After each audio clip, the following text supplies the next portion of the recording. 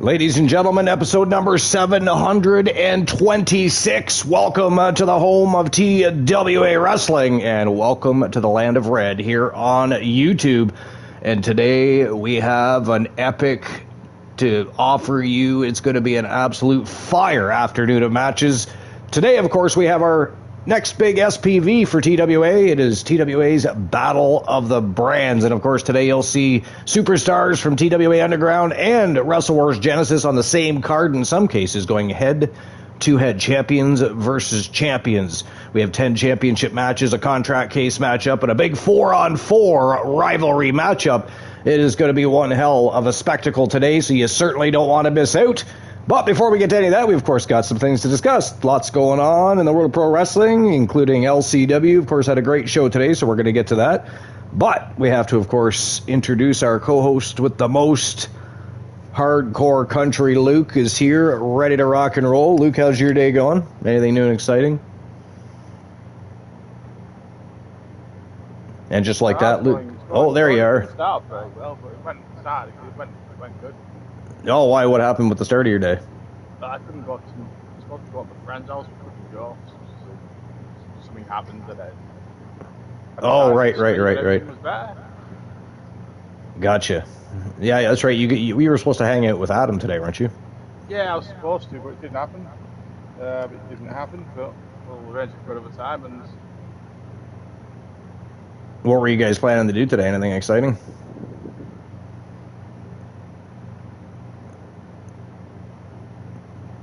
Luke?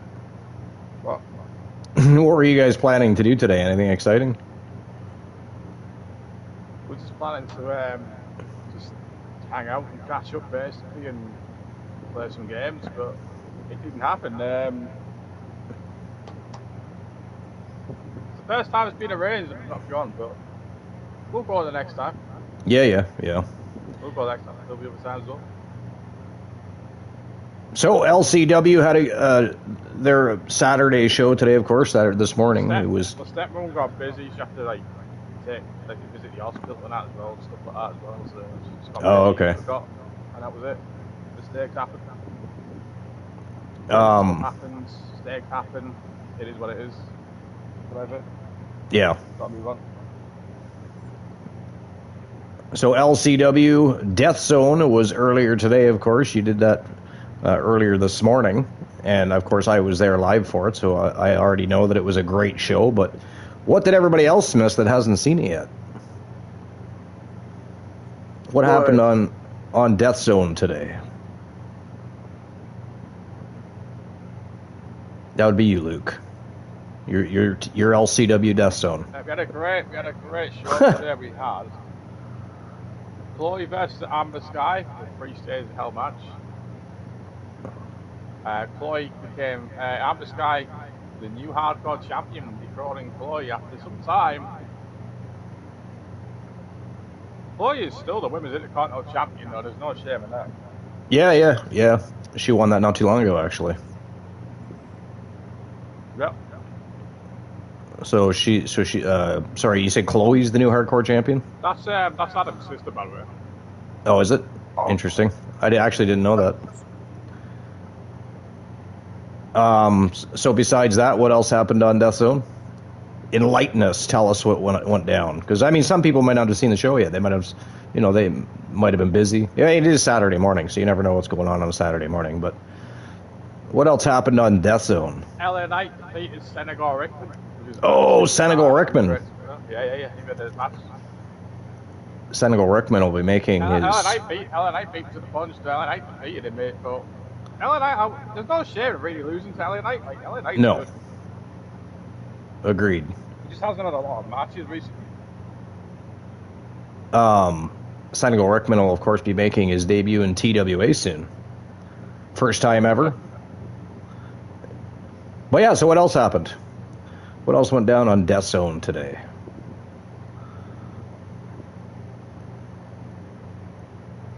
Mr. Pink defeated Jack Harris and Kenny Omega in a triple threat. That was actually a really good match, too. I was surprised he eliminated Kenny Omega first. It was a little bit surprising, to be fair. Oh, I might book Kenny Omega versus Mr. Pink for the next show. Ooh, one-on-one, Kenny Omega, the rematch. Yeah. Yeah, so that's 3 matches. You had, what, 9 matches on Death Zone today, right?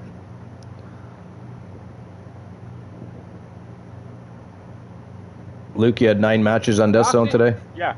It surprised me because Mr. Pink doesn't actually get a lot of, like, wins.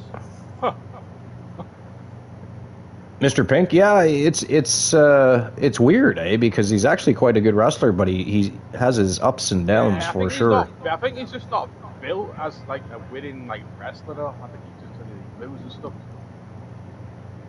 Mufasa's in the house. He says, "I got jump scared." Defeated Liv Morgan. That was a good match. That was a good match. Queen Dust defeated Mickey James in a faction warfare match. Bret Hart defeated The Undertaker in an underground match. The Hart Foundation defeated Motor City tag team action. Bianca versus Tori. Bianca defeated Tori. We had Bullet Club versus Syndicate, and the Bullet Club got the win in a 6-person Hell in a Cell tag team matchup. The Bullet Club over the Syndicate. Yeah. Yeah, I mean, it was a great show. Fantastic show today. Now, are you doing Inferno tomorrow? Will LCW Inferno be tomorrow? Yeah. Yeah. Moonrader, I know you had something you wanted to discuss today, so tell me, what do you want to talk about? Well, House of Glory. House of Glory. What happened on House of Glory? Well, I didn't see the whole show because I didn't have remote control on me. Oh, okay. Couldn't find it anywhere, but managed to find it at the end. Gotcha. So I saw the main event so far. Like the main event, the last part of it, live this morning. Well, last night, this morning. It was Charles Mason versus Charles Mason, who's held the House of Glory World title for 600 something days now, I think, or 500 days, round about at least that. Yeah, it's been a while, like yeah. For a year now, round about that or something. He defended the title against the I think, what's his name, the Mad King, Eddie Kingston. Yeah, Eddie Kingston, yeah. So, was a good match, it was, but like what Hill does, which was Charles Mason basically got himself DQ'd. And it's not the first time he'd done this, because he'd done this against Andrade. Yeah. Done this type of stuff like, got one lost by the count out, but kept the title, or DQ. But by any means necessary. So then basically he got DQ, kept the title. Eddie Kingston won the match, but didn't keep the title. Didn't win the title, I mean. But then planted, got a chair out, a bit of basically a steel chair out. Planted, what's his name? Charles Mason with the DDT, and then out came this other dude who won the Battle Royale earlier on in the night, which was the winner of that Battle Royal, cashed in on the world title at any time, which was won by this dude that I don't know of. Goes by the name of Joey Silver, Sweet Cheeks, Joey Silver. And, I'm not familiar with. And then defeated Charles Mason to win the title. I'm not familiar with. Was it Joey Silver? Yeah, I'm not familiar with him either. You know, when I first read your comment about Charles Mason, I misread it at first, and I thought it said Charles Manson. I was like, what the fuck am I reading here? Charles Manson versus Eddie Kingston. What? And then I reread it. I'm like, oh wait, no, it says Mason. Definitely says Mason. So there's a new House of Glory champion then. Yeah. Interesting. New House of Glory Women World Champion. I didn't see I know we also, which I saw the result on I think it was Twitter. I think it was. we have a new House of Glory Crown Jewel champion of the Amazing Red. The Amazing Red. Defeated Zilafar 2, the son of Umaga, Yeah. to win the Crown Jewel championship. Well, Zilafar 2 is supposed to be making his way to WWE. When that's supposed to happen, I don't know. But I've seen it, I think a couple of days ago it popped up. And I was reading an article about it. It looks like he's going to be making his way to WWE shortly. So that's probably why he lost, to be fair. Yeah, that's what I think that must be the reason why he lost the title. Yeah. Well, you can't have somebody in your promotion holding your world championship and going over to a different promotion to start a career. That doesn't make sense, right? So we got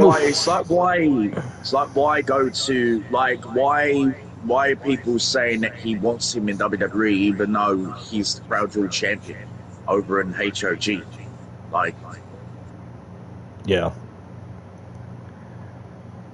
Mufasa and Rocky Blazing Star are in the house, of course. Mufasa says, got jump scared by your voice. Wasn't expecting my volume to be too loud. Well, welcome in, Mufasa, and good morning. Or afternoon, either way. My pleasure to jump scare you with my voice. My serenading voice. The serenading voice of the host of the most must-see show on YouTube TV. But anyways, Mufasa! What's new and exciting? You must be excited to be defending your TWA World's Tag Team Championships again. Today against the Killer Bees, of course. Champions versus champions. Winner takes all. It's going to be a phenomenal matchup. I'm sure you're excited. Of course, as of today, TDL has been reigning, defending TWA World's Tag Team Champions for 271 days. 271 days. That is insanely awesome. Insanely awesome. On the same note, Mufasa has also held the TWA Underground Submission Championship for 165 days as of today. And, of course, his wife, Anna Jameson, has held her TWA Underground Submission Championship as of today for 262 days.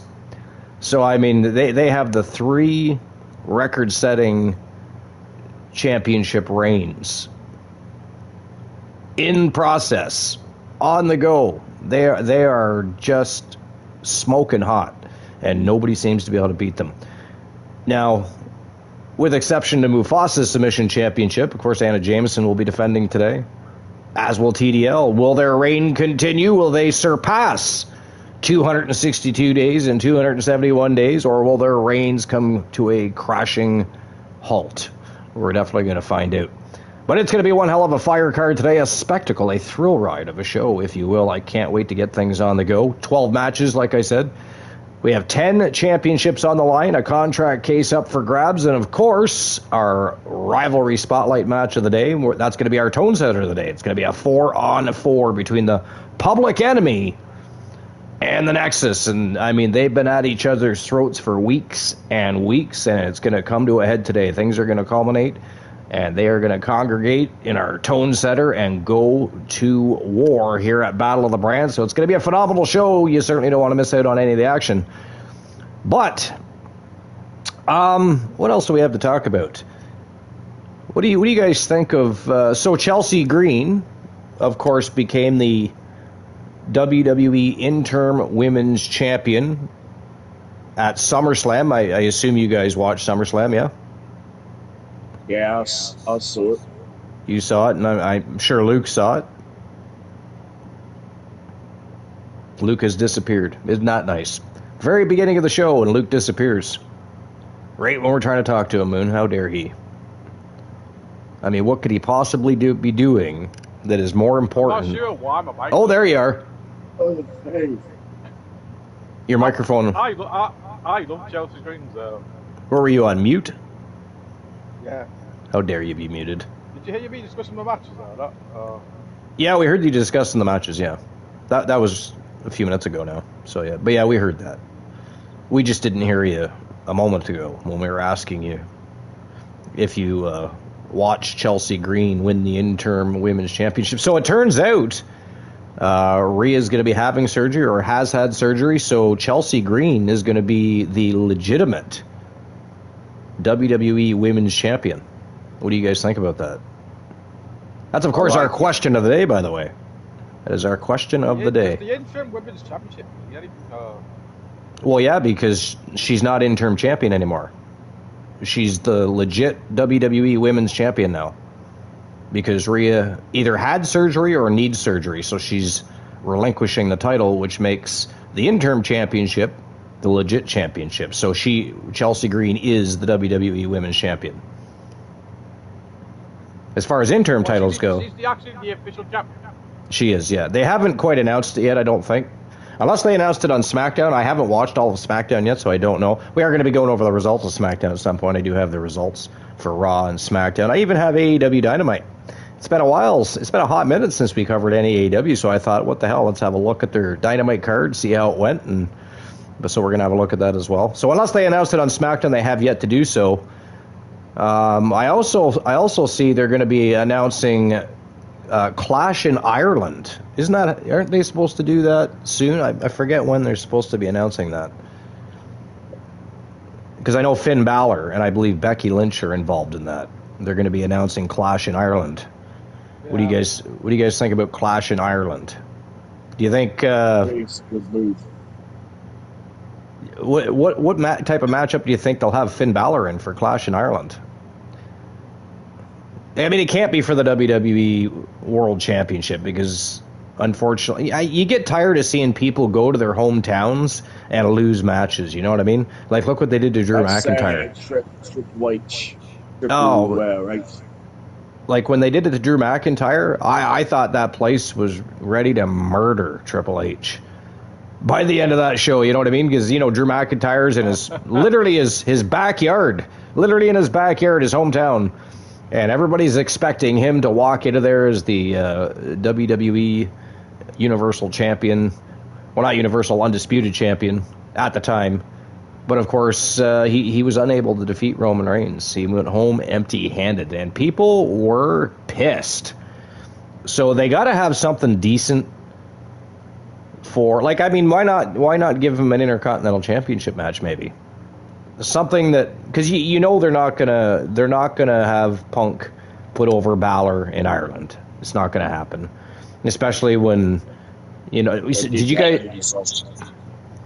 you guys see Monday Night Raw? No, you didn't. Okay. I didn't watch. I haven't watched any of it. Did you watch? You haven't watched SmackDown? So on SmackDown. So here's another problem. Is on SmackDown. CM Punk once again tells Cody Rhodes, when it comes to our unfinished business, just say when. How many...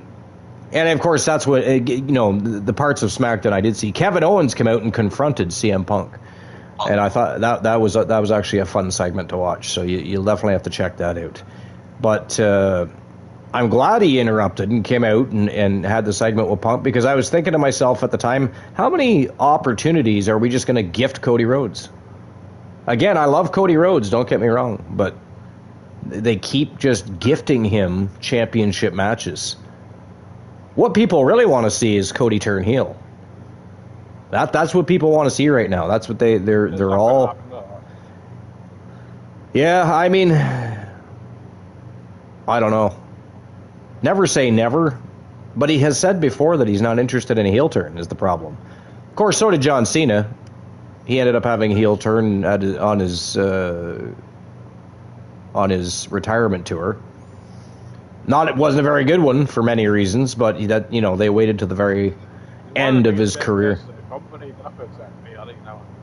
Yeah, but. What do you think? You could never say never. Don't get me wrong. No, I mean, if they're going to turn him heel, though, here's the thing: if they're going to turn him heel, I would say wait till WrestleMania time. I wouldn't do it now. I would slowly build it, and I'd have him turn heel at WrestleMania. I think would be the way to go there. But I mean, Cody. So if Cody does turn heel, what direction do they go from there? What do they do with that? What do you guys think they do with that? Today, Moon Raider is Ric Flair, the Nature Boy. I mean, you got to answer the question. You can't just sit there, scrape your plate, and shove food in your face. Answer the damn question, sir. Moon and I are waiting. How dare you? What was that? Well, I had asked Luke a question, but he's too busy eating and ignoring what I'm saying. You fucking Canadian fuckface. You British cuntfish, how dare you ignore us? If they turn Cody heel, again, I think if they do that, they should slowly build it, do it at WrestleMania.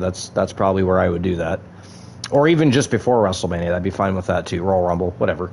But if they turn Cody heel, what direction do they go? Where do you think they go with that?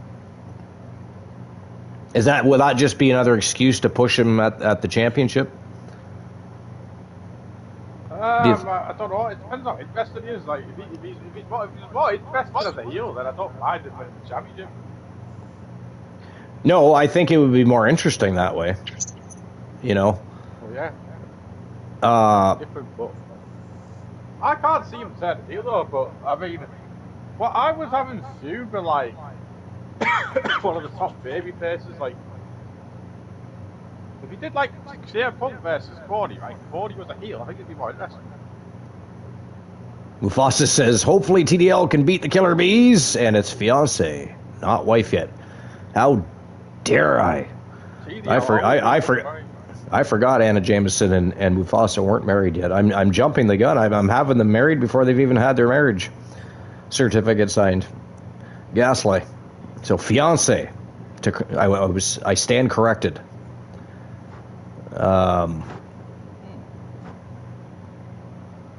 Wait a minute. I'm just looking to see who else is checked to see what superstar they are for the day. Rocky, of course, playing the lotto.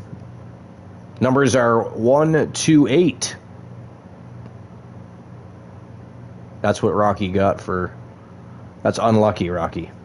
3, 2, 7, or any combination of, are the lotto numbers for the day. At least you didn't come a number off. Pardon me? James did an ice bucket challenge for charity. There's a lot of people... She got water jumped off. Tony Khan also did a nice bucket challenge, actually. He did indeed. I think pretty much everybody's doing that. I guess that's. I thought they were doing it, but I guess we're back to ice bucket challenges. But they're doing it for Rebel. Yeah, it's for ALS. Yeah. So today, Moon Raider is Ric Flair, dressed as an elephant, driving a Camaro. Rocky Blazing Star is Xavier Woods, dressed as a hawk, and driving a snowmobile. A snowmobile's not going to do you much good today. We are in Spain, so there's no snow on the ground. You're going to have to go to a very high mountain to find some snow to drive that thing. I don't know what you're going to do with that. You're going to have to take the track off and reinforce it with wheels. It'll be like one of those Can-Am spiders, so to speak. What else did I miss here? Ace Haunter is in the house. What's going on, Ace Haunter? I see you. Today, Ace Haunter is China. Driving a Maserati and dressed as a moose. China dressed as a fucking moose. That's hilarious. So yeah, we do have lots to talk about. Again, I do have results for Raw, AEW, believe it or not. I said it earlier, and in case you thought you were hearing things, I do have AEW Dynamite results to have a look at, just because it's been a hot minute. You never know. We might be missing something interesting. I do say might. And, of course, I have TNA results and SmackDown results. We'll see where we get, but we have all of that to discuss as well. I know Premier League, when it comes to Premier League, I know Team Arsenal has been picking up some players. Luke, you want to talk a little bit about that? Bruno Gibber has just been announced today. Like, started from Newcastle United, £75 million. £75 million. Now, for how many years is that? Oh, I think he's on he's 29. He's actually 28. He's 29 years old, and he's hitting his peak, so he's probably got about 3 years left on that contract. 4 years. he decides to extend it. So 75 million pounds for 3 years of play is what you're saying. So that's 25. Years. Essentially 4 years. Oh, potentially 4. Potentially 4 if he wants to extend it. So if it's only 3 years, he's getting 25 million pounds per year to play. He was Newcastle United's captain. Every time he played he was a fucking problem. Well, I mean, to be fair, he's a very good player. He's a very good player. If you watch some highlights, he is good. So what other moves has Team Arsenal made? He signed this. I can't remember his fucking name. He's called Toulouse, I think, or something like that. He's called, and he signed him. I don't know. So what position does he play? But left wing. Left wing, okay. Like Trossard replacement, I think. Today, Mufasa is Trish Stratus. Driving a bug. We saw Trossard to I think it was some Turkish team or something like that. And dressed as a gorilla. Trish Stratus dressed as a gorilla driving a bug. See Arsenal in pre-season action tomorrow against Borussia Dortmund, which is also my second team, by the way. So Rocky Blazing Star. I've not actually supported both teams when they've played each other. Like I've always Well, I mean, you can't support both teams when they're playing each other. I mean, how would that work? Both sides score and you cheer them on. I don't think that works out too well. I'm not going to cheer on anyone against Arsenal. Rocky Blazing Star says a guy called Kyle on my eFed got a character El Giordio and is on his top. It says you are uncured. What? I can't even make sense of that. I can't even make sense. A guy called Kyle on my eFed got a character El Giordio and on his top it says you are uncured. Oh, on like his shirt, his jersey, or whatever it is he's wearing, is what you're saying. Now, can I ask a question, Rocky Blazing Star? Just because it's off the top of my head and all. What in the fuck in the blue hell what relevance does that have to what we're talking about? How dare you? How dare you? And you confused me at first. So again, how dare you? Gaslight. Somebody should ban Rocky Blazing Star. Trying to confuse me and get me to trip over my tongue before we even start our stream preview. We have not even got started yet. He's already up to villainy. Good God. Speaking of villainy, there's going to be lots of it today here on Battle of the Brands. And I think while we're continuing conversation, and of course, again, we got lots of things to discuss, lots of things to talk about.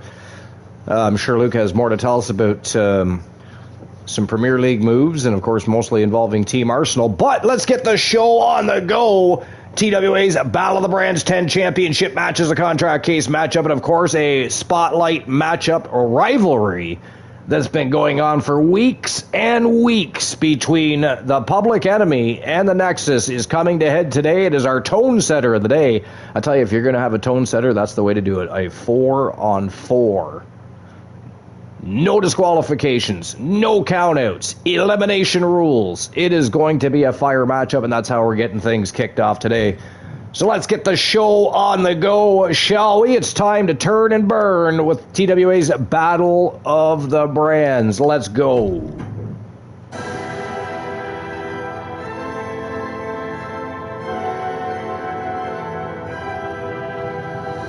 Showtime and go time, guys. Are you ready? Are you excited? Definitely a lot of Premier League. Say that again. Definitely a lot of Premier League teams making. Is there a lot of them making moves? Yeah, everyone has to improve the team. So who else? I mean, we don't have to talk about all of them, I suppose. But who would you, in your opinions, would you say made the biggest move so far? Biggest move so far. TWA's Battle of the Brands coming from Barcelona, Spain. My team's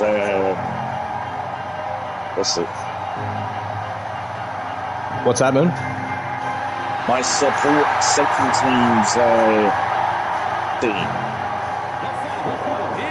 And here comes the Public Enemy, Jacob Fatu, Royce Keys, we've got Joe Davis, and of course, the former longtime world champion, Joe Davis. They're also multiple-time tag team champions, amongst other championships they have held.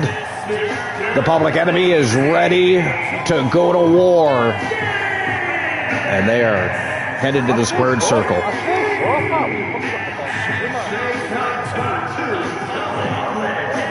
I mean, that doesn't hurt my feelings, because that would mean that, Arsenal could maybe win back-to-back Premier League championships. That would be awesome. Except for this year, I'd like to see them complete the double. Yeah, complete the historic double. I was so hoping they were going to do it last year. It just did not happen. It just did not happen.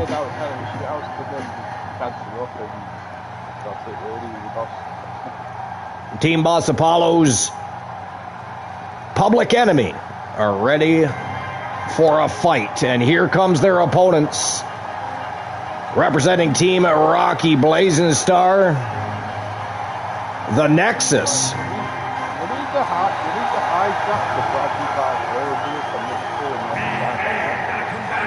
The Geordie Tornado, Bill Goldberg, Mad Dog, and of course, Rocky Cross. Again, this rivalry has been taking shape for many weeks. Many weeks in the making is this rivalry, and it comes to a head today. They are going to go to war. It is going to be one hell of a battle. Again, no disqualifications, no countouts, elimination rules. Who is walking out the winner? Will it be the Nexus or will it be the Public Enemy? Will it be Team Rocky Blazing Star or Team Boss Apollo? We're going to find out. But speaking of which, guys, what do you think? Moon, what do you think? Nexus or the Public Enemy? Who's winning this matchup? I don't know, to be honest. You think Nexus? Maybe. All right, Luke, what about you? The Public Enemy or the Nexus? Public Enemy. And here we go. They are wasting no time at all. The villainy has already started. 4-on-4. Between two teams that were literally at each other's throat for many weeks. Will their rivalry come to an end today, or will it simply find a way to thrive? Sometimes after big rivalry matchups, that rivalry doesn't end. It just finds a whole new way to keep things on the go.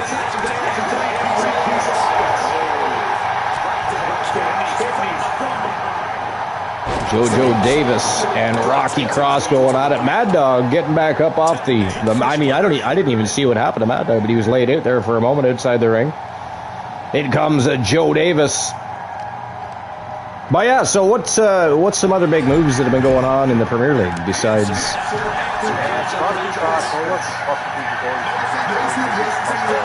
Really?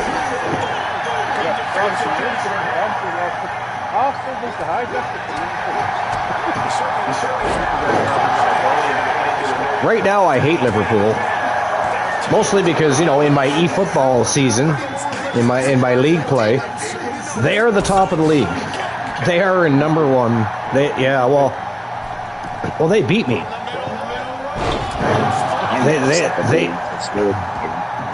They beat me. It was a key matchup, and they ended up beating me 2-1. Did Liverpool. So I hate Liverpool right now. They are ghastly beings. I hate them all. But in real world play, I do, in real world play, we probably wouldn't see him at the top of the league, though, either. I mean, when was the last time Liverpool was the top of the Premier League?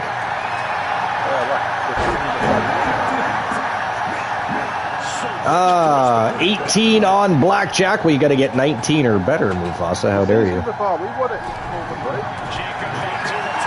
The season before what? Before you won, they won the league?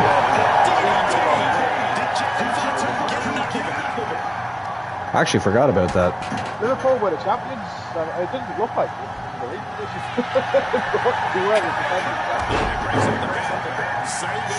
Now, is there anybody that was in Premier League last year that isn't in this year?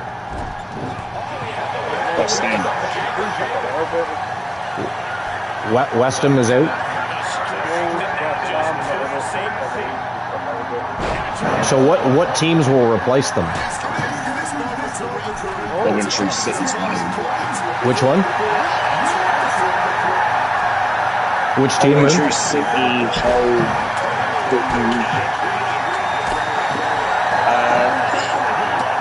not sure who the third one is. Oh, okay.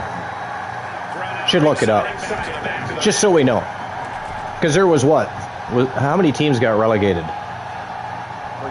Three of them, right? Yeah. 3 teams from the Championship from Wrestle. Yeah. So look that up and see which teams are replacing each of the teams that got relegated. Ipswich Town is the other. So which one? Ipswich Town's the other team. Oh, okay. All right. So the three.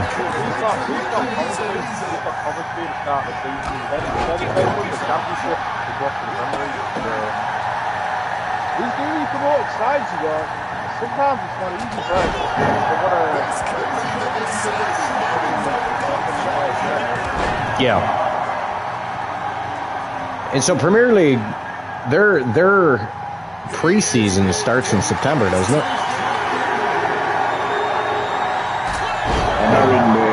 In 2 weeks from now it will be. 2 weeks from now?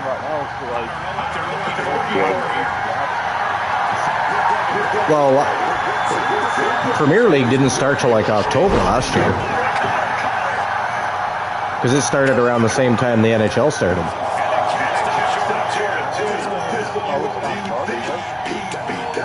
For preseason though, right?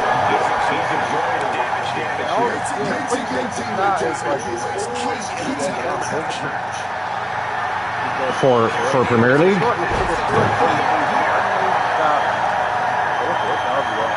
Yeah. Because I'm pretty sure that the Premier League league games started in October last year. Like,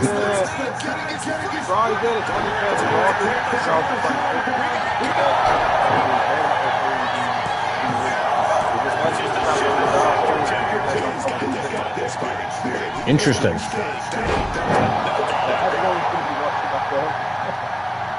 Well, I mean, everybody's going to be curious to see, how they play with their new players, and they're the champions, so they want to see if they've still got that fighting spirit, if you will. But who do you think is going to be Arsenal's biggest threat this season? Because, I mean, obviously Arsenal's going to be shooting for back-to-back.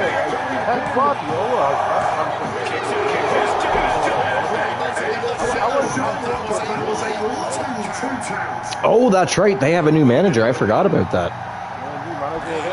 Yeah. Liverpool also has a new manager.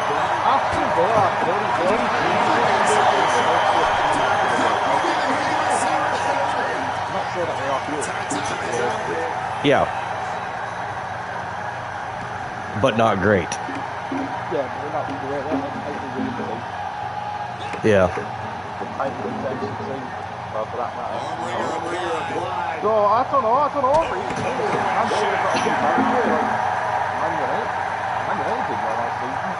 They did. Yeah. Yeah, Man City also obviously did well last season as well, so.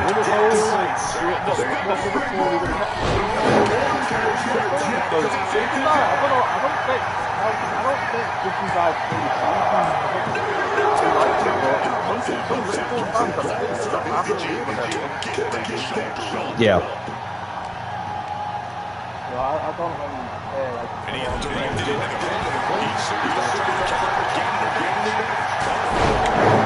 And I forget.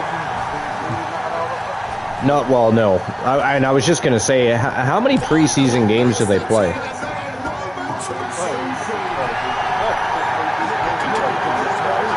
And of course, Arsenal's also had a couple of friendlies lately. If you want to tell people about that.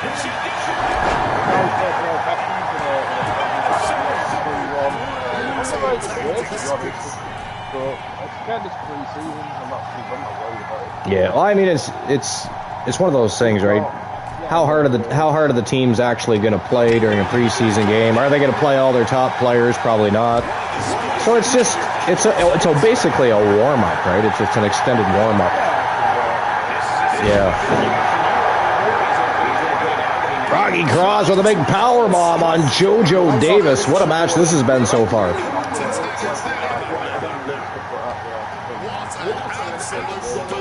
Yeah. I've watched competitive friendly before. I think it's good to say a good thing when it comes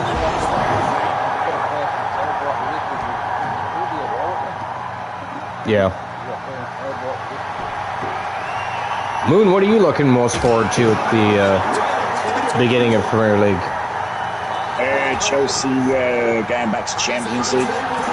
Chelsea getting back to Champions League. Do you think they're going to do that this year? I just hope they do under this new manager. Now, who is the manager again? I knew they had a new manager. Alonso. Okay, and is he predicted to be a good choice of a manager? I just hope this is the same manager from the first full season. The dude that took Bayer Leverkusen German club to Invincibles, like they're basically undefeated in the league and in all competitions that season. Oh, okay. Now, did Team Chelsea make other moves during the off season, like in addition to having a new manager? Did they pick up any new players? Such as Jordan Henderson of England. Okay. And also, who else? Danny Welbeck. Are you happy with Danny Welbeck? I've never seen Danny Welbeck as a top player, but I've always liked him. I just don't think he's a top player. Is he? Now, he has played really good for Brighton, so let's see how it goes. Yeah, I was going to say, so that said, do you think he might not be what you consider an elite top player for the league or whatever, but is he somebody that can effectively help the team? Yeah, he's a really hard-working player. He runs all the time. Okay, so he's a workhorse then. So he is. Yeah. That's why I used to like him. He used to play for us. He played for Man United.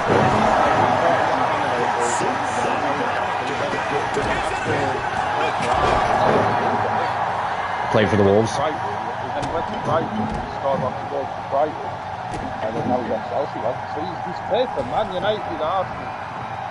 Man United, Arsenal, Chelsea, top teams. That's not a bad fucking record, is it? No, not at all. Not at all.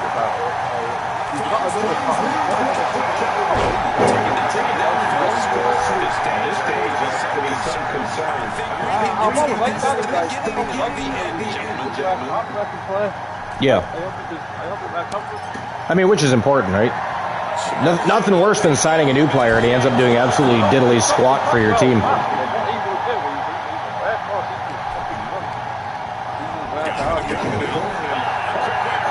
So, did they pick up anybody else besides him? I don't know any else. I don't know why he's a fan. I don't know why he's a fan. Wow, what a stunner by Rocky Cross. Sorry, that's Mad Dog, not Rocky Cross.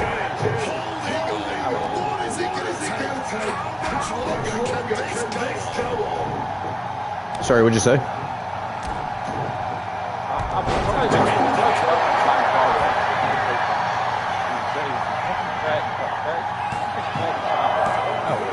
Also, his career's coming to an end. Wow, Mad Dog has been eliminated. Royce Keys took him out. The Nexus are suddenly down to 3 members against the Public Enemy.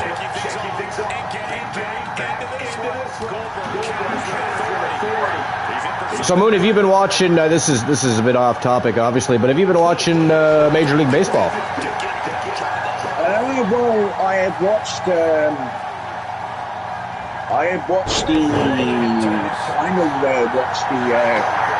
Chicago Cubs against. Now your favorite. They were playing the Dodgers, I think. Now your favorite team is the Yankees, right?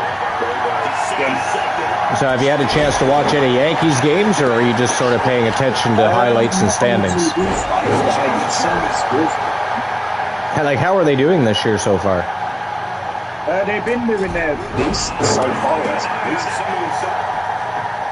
You think they'll have a decent playoff run? I just hope they do. I just hope they end their drought of the 60. That's if they make the playoffs. Like, I don't know what the standings are, so I don't know what position they're in as far as whether or not they could actually make the playoffs. But like, what position are they in right now?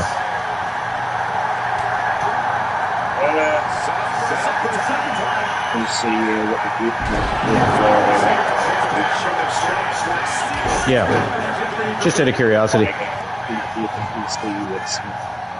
haven't paid attention to much baseball this year. I mean, I'm assuming that Blue Jays aren't doing very well this year.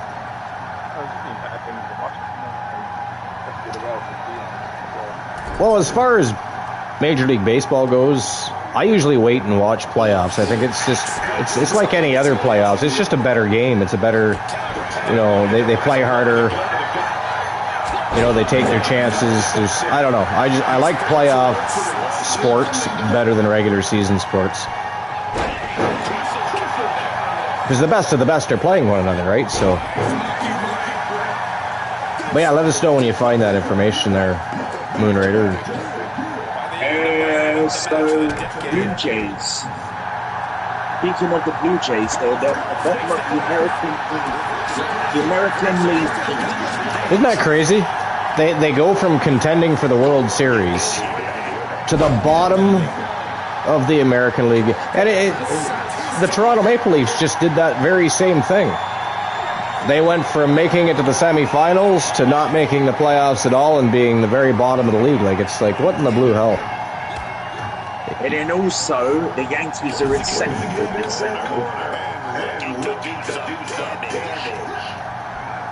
So who's sitting in the first like, what's the top? Who's the top of the league this year so far? Top of the league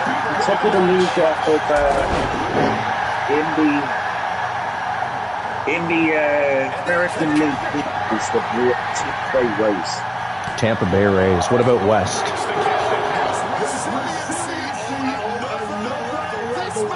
The West is the Houston Astros. Houston Astros. Okay. Now, what are their records like?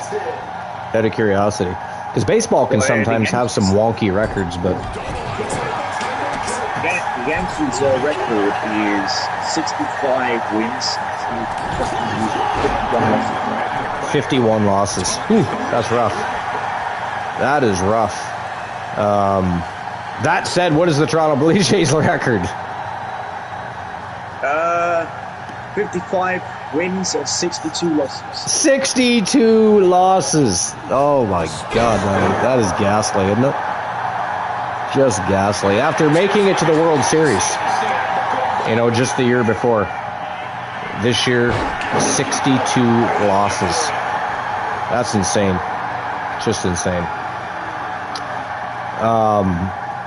So you said the Tampa Bay Rays are the top in the East. So what's their record like? Just to see, you can see a difference between top and bottom, right? So the record is 69 wins and 46 losses. 46 losses, and they're still the top of the league. That's crazy. It's crazy when that kind of thing can happen, right? Somebody with 46 losses on their season could still be the top of the league. What about the West? What's the Astros? What's their record?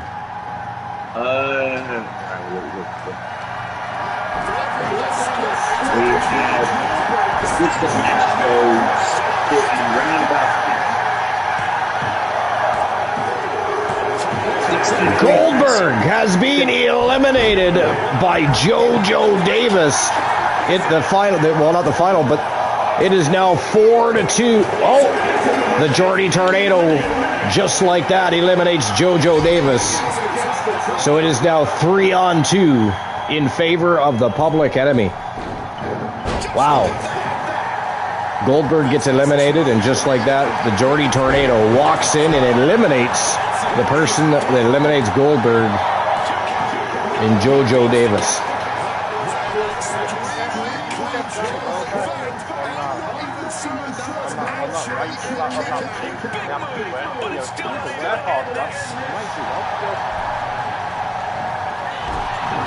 Yeah, exactly.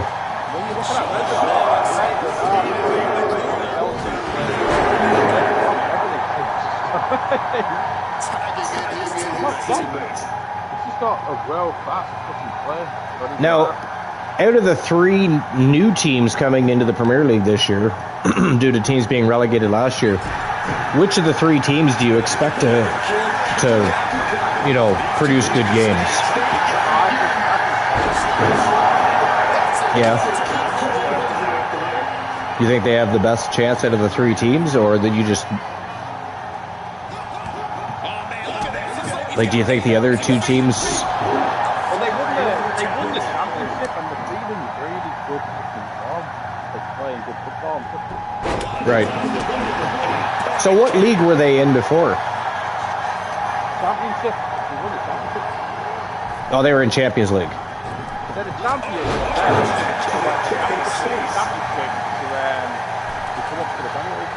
And what league were the other 2 teams in? The same league, or same league, yeah. Same league, yeah. Interesting. Very interesting. So I mean, I'm looking forward to Premier League. I can't wait to watch Premier League. So I'm excited. I don't watch the preseason. I'll be honest. I don't watch preseason for any sports. Just don't really see the point, so to speak. Because I mean, again, it is, and you do see that during preseason, I suppose. Because again, you're not likely to be playing all your top players in a preseason. Maybe 1 or 2 games, depending on how many games they play for preseason. They might for one of them, just to get the crowd excited, right? Yeah. But you might get some people there, like you go play the Robert game at your stadium. You might get some people there that have seats to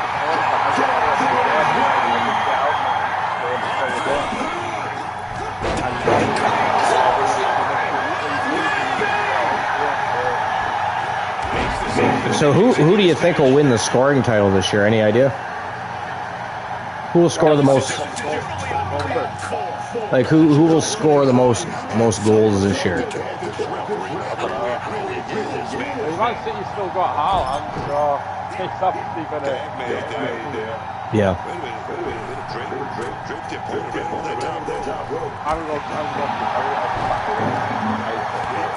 Thanks for sharing that with everybody. I'm sure everybody was fascinated with that. Mooney can't refer to it as facilities or make up a lie why he has to step away. He has to let everybody know exactly what he's doing.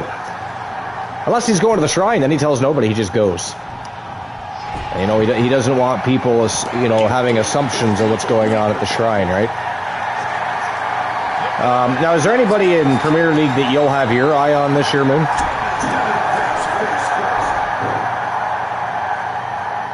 Moonraider. Moonraider has also disappeared. He pulled a Moondini.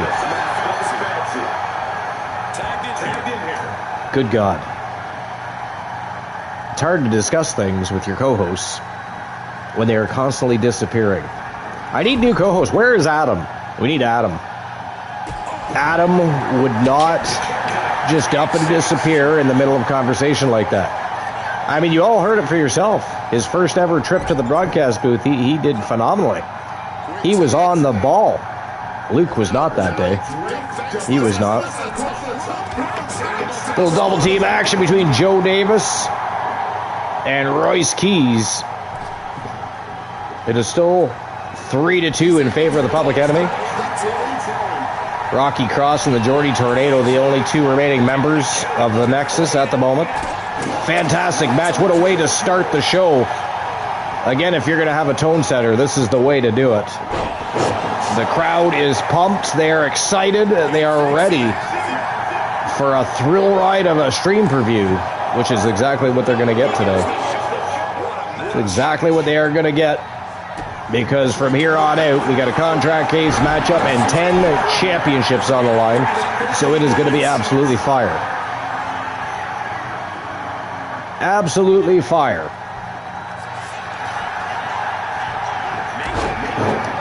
Well, while we wait for Luke and Moon to rejoin us, we may as well have a look at some of the results over the course of the week from the world of professional wrestling. I don't know if anybody has watched wrestling this week, so just in case you haven't, there is going to be some spoilers here. But starting with Monday Night Raw, we had Javon Evans defeating Ethan Page. Sol Ruca defeated Roxanne Perez via disqualification. Braun Breaker defeated J.D. McDonough.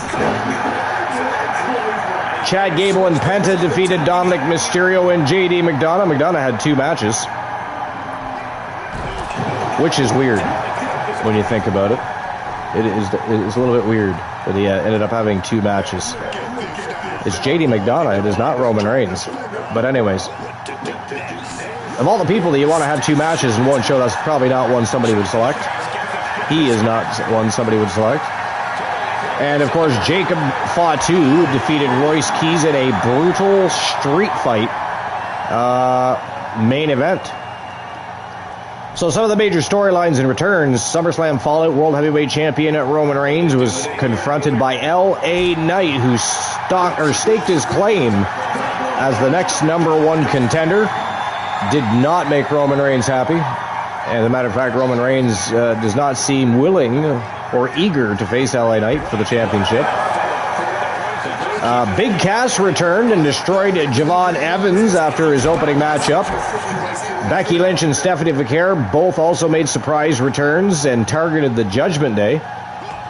Both of them basically targeting Liv Morgan, potentially even Raquel Rodriguez, depending on how that lineup moves forward. I'm assuming Becky Lynch would like a shot at Liv Morgan first, but Stephanie Vaquer would like to have that title she never technically lost back, so I don't know what they're going to do there.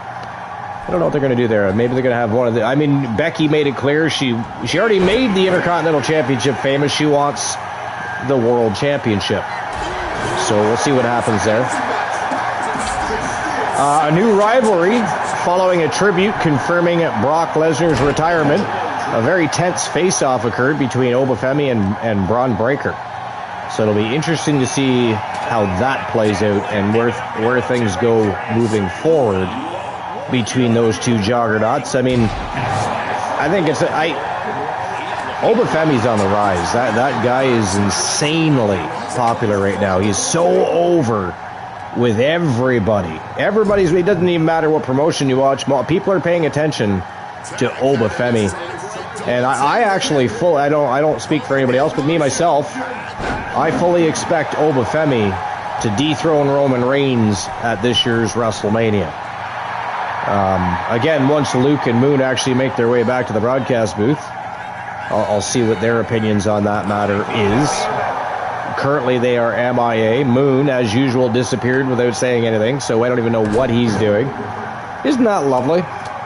Here to address all you lovely fans, the fam jam that is TWA Wrestling, and he's pulling a Moondini. He's disappearing without notice and ignoring all of you fine people. At least Luke told us where he was going. He may have been, a little too liberal with where he was going and what he was doing, but at least he told us.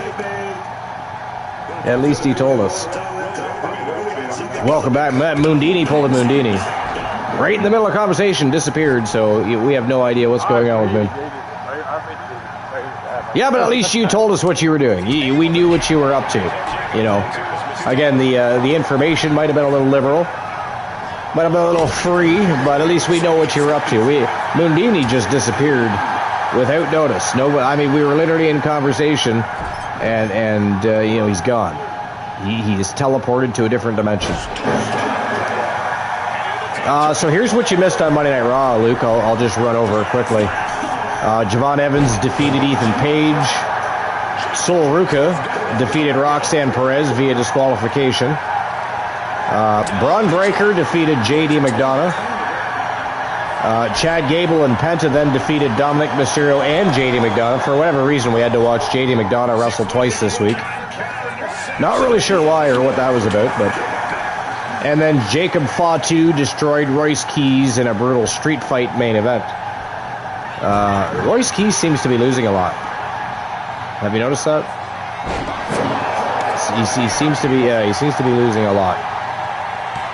Rocky Cross looking for the pinfall on Jacob Fatu, but Jacob kicks out, so the teams remain at 3-2 in favor of the Public Enemy. He's got his feet on the ropes there, ref. Oh, he got caught. Oh, Rocky Cross got caught cheating there. How dare he attempt to cheat Jacob Fatu? An absolutely fantastic way to open the show today. Whether you like the Nexus or the Public Enemy or you don't, they are putting on a hell of a tone setter. What a great matchup so far. So yeah, Jacob Fatu defeated Royce Keys in a brutal street fight main event. So here's the major storylines and returns. I did tell you a little bit about it earlier, Luke, but so again, SummerSlam Fallout World Heavyweight Champion Roman Reigns was confronted by LA Knight, who has staked his claim as the next #1 contender. Now, during that segment, Roman made it seem very obvious he wasn't interested or eager to face LA Knight for the World Championship. Big Cass returned and destroyed Javon Evans after his opening matchup. After that, Becky Lynch and Stephanie Vaquer also made surprise returns to target the Judgment Day. I mean, both would like the World Championship, but Becky actually came out and kind of claimed that, you know, because she claims that she already made the Intercontinental Championship famous, so now she wants the World Championship. She wants to take on Liv Morgan. So perhaps Stephanie Vaquer goes after Raquel Rodriguez, I'm not sure. And then a new rivalry.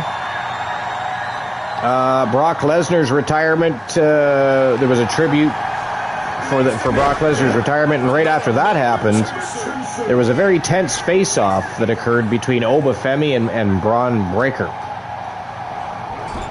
Now, as much as I would like to see those two gargantuans go at it, the problem is Obafemi's likely going to be facing Roman Reigns at WrestleMania, I would think. I'm sure you probably feel the same, Luke. Yeah.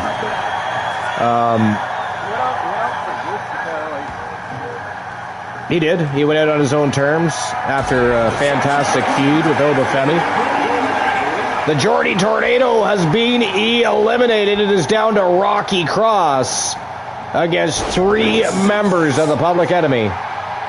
Royce Keys, Jacob Fatu, and Joe Davis. Joe Almighty Davis. Not looking good for the Nexus at this point in time. So at this point, it looks like the prediction of Hardcore Country Luke is going to come to fruition. Because I don't know that Rocky Cross can defeat all 3 members of the Public Enemy. I just don't know that can happen.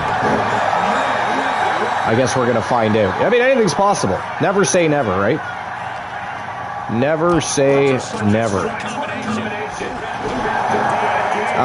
Moon Raider says, just having dinner. I wasn't paying attention to the chat at the moment because we were going over the Raw results. So when you kind of just disappeared like that, apparently, Luke, the chat knew. He did say something in the chat. I just didn't know myself what he was up to. And by the way, what are you having for dinner? What are you holding out on us with? What are you having for dinner? What about you, Luke? You got anything planned for dinner? Or was that dinner you were eating earlier? What did you have? What was it?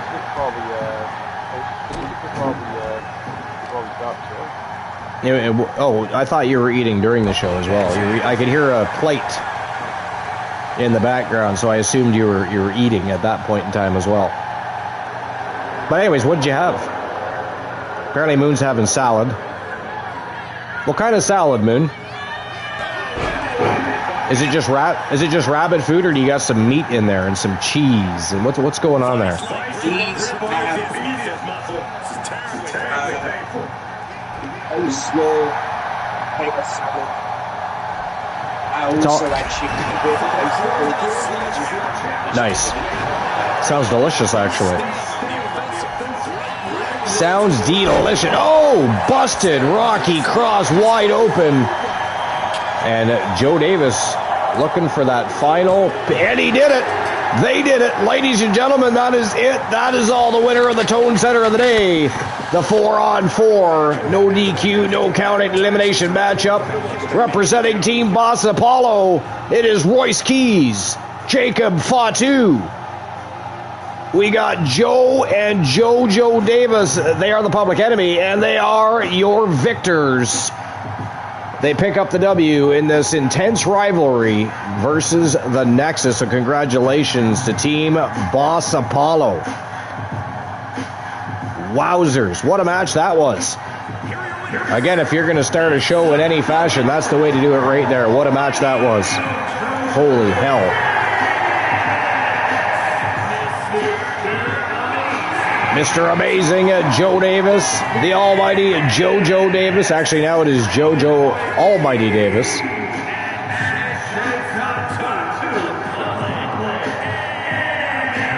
The Public Enemy with the W. So again, congratulations to the Davis brothers, Royce Keys and Jacob Fatu. A big win in our Tone Center of the day. And here we go with our first championship match of the day. It is for the TWA Speed Championship. We got Amber Sky representing Team Soul Embers taking on Nova Side from Team BK Rules. All right, what do you guys think? Amber Sky or Nova Side?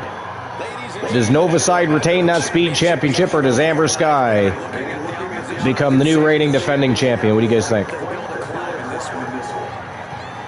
We'll start with you, Luke.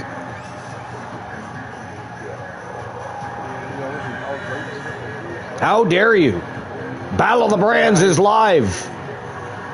Battle of the Brands is live. Who do you think walks out the TWA Speed Champion? Will Amber Sky become a new champion, or does Nova Side retain and defend her title?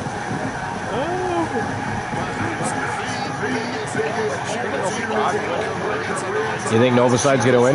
Moonrader, what about you? I think Moonrader's back to being in the chat right now. He's trying to eat his salad, but I'm sure he'll hear my question in a moment or two. And if anybody else has an opinion, feel free to let us know who you think is walking out the new TWA Speed Champion or the reigning defending Speed Champion. Those are your options. And here comes the champion from Team BK Rules. The reigning defending TWA Speed Champion, Nova Side, in the house.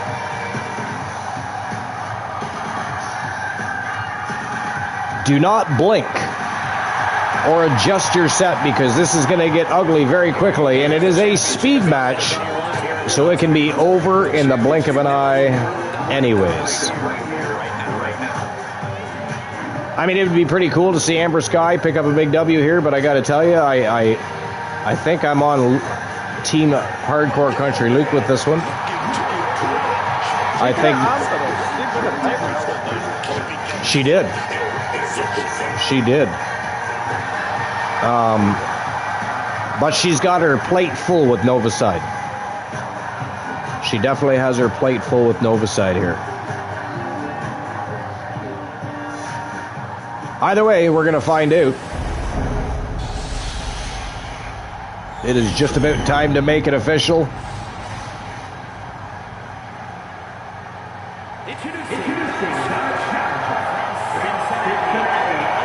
Cincinnati, Ohio.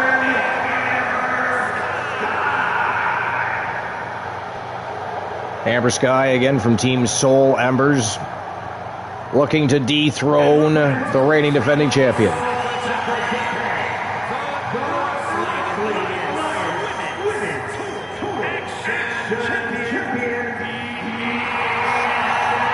Will there be a changing of the guard? Or will the guard retain, and go home with her gold? That's the big question. That is the big question. And apparently Moon Raider didn't hear my question either, because he didn't even answer it in chat. So we'll have to hope he tunes in before the end of the matchup, or we simply will not get an answer from Moondini. All right, here we go. 5 minutes are on the clock. Showtime. Whoa! Holy shitballs. Sorry, say that again, Moon. The champion with a 2 count. With Amber Sky already. Yeah, but who do you think's going to win, Moon? Nova side. Nova side? Okay. Yeah, Luke and I said the same thing. I mean, we love Amber Sky. Amber Sky just won a title in LCW not long ago. But Nova side is one hell of a beast. She is a beast in the speed division. Oh, kicked her right in the face. Right in the jaw, to be exact. Nova side wasting no time here. Not even a full minute into this match. She's already had a 2 count, and she is looking to end Amber Sky's night as quickly as possible. Although that is the name of the game, to be fair. That is the name of the game.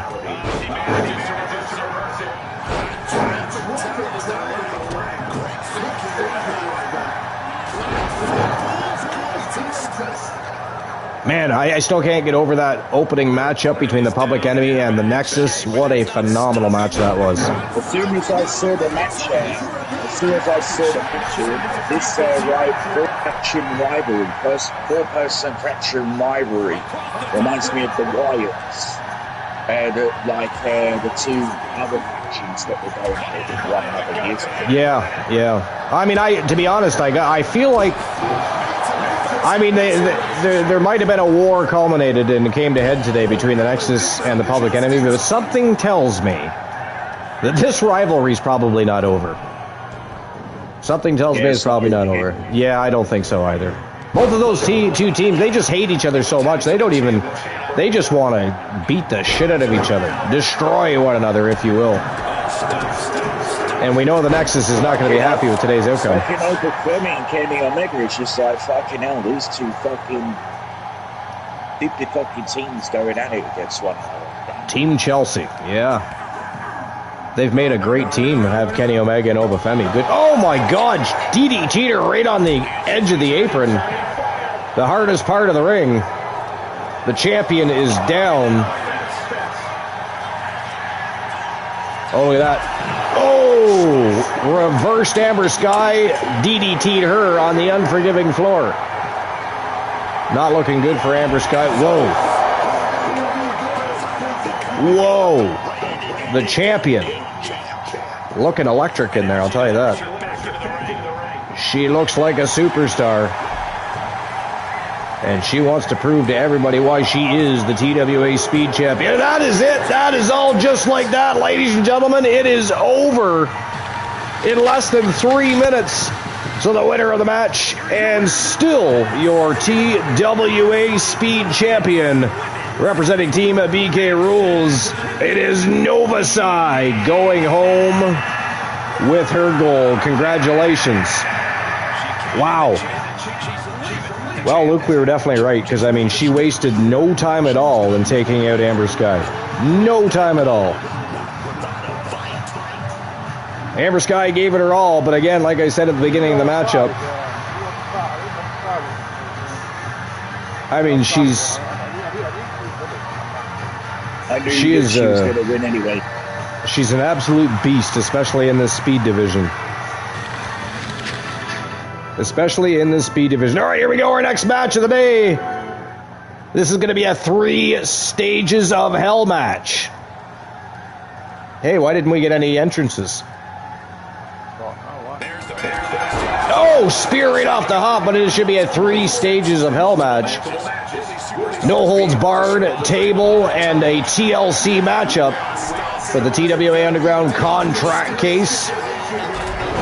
Luke Ballmer and Dropkick Murphy.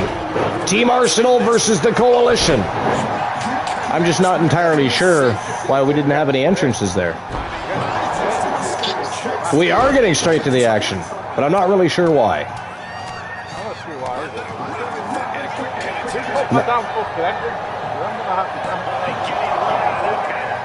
We'll have to check out and make sure everything else with our card is correct after this matchup. We don't want any other matches starting with no entrances.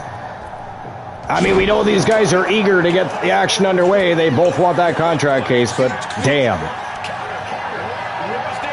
We got robbed of entrances from Luke Ballmer and Dropkick Murphy. All right.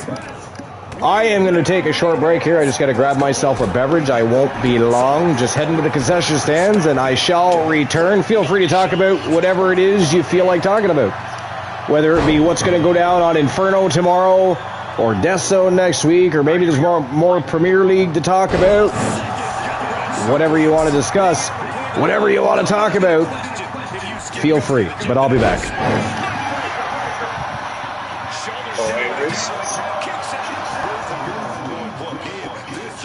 NFL preseason stuff. Season doesn't start until I think round about next month. Yeah, my two Seattle Seahawks to play against the Patriots are removed from the Super Bowl from this past February.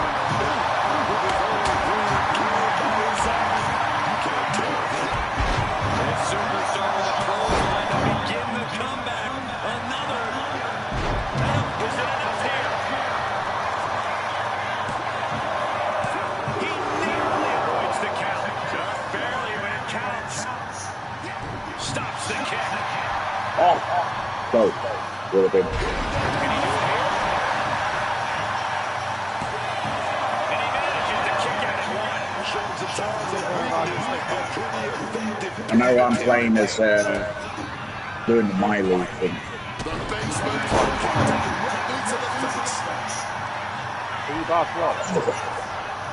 Yeah, I'm playing as Barcelona.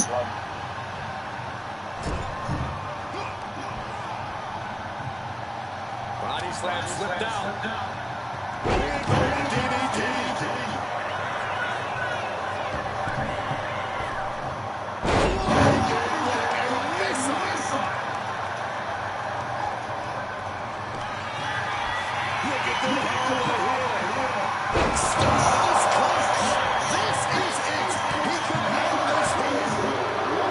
Oh, what's a goal? Is he getting this from?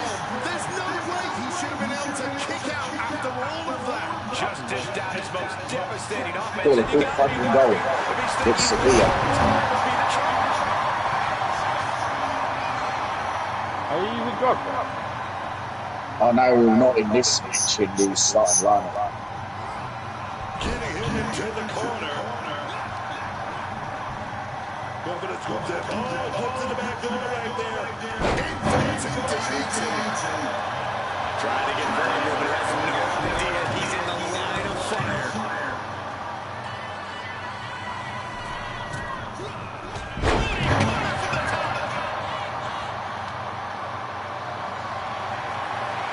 Goes out of the way of the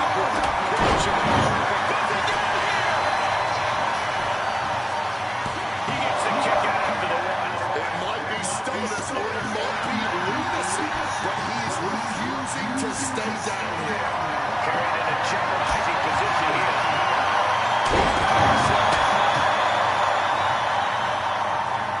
Also, the pre-season for the NFL starts up in the new week. So 3-4 weeks of the fucking the pre-season, and then going back to the going into the official season. My team there in the first week of the official season, the regular season, was against them. I have returned. What have I missed? Are we still on the first stage here? What's going on between Dropkick and Luke Ballmer here? All right. Oh, looking for a 3 count here. Oh, Dropkick kicks out.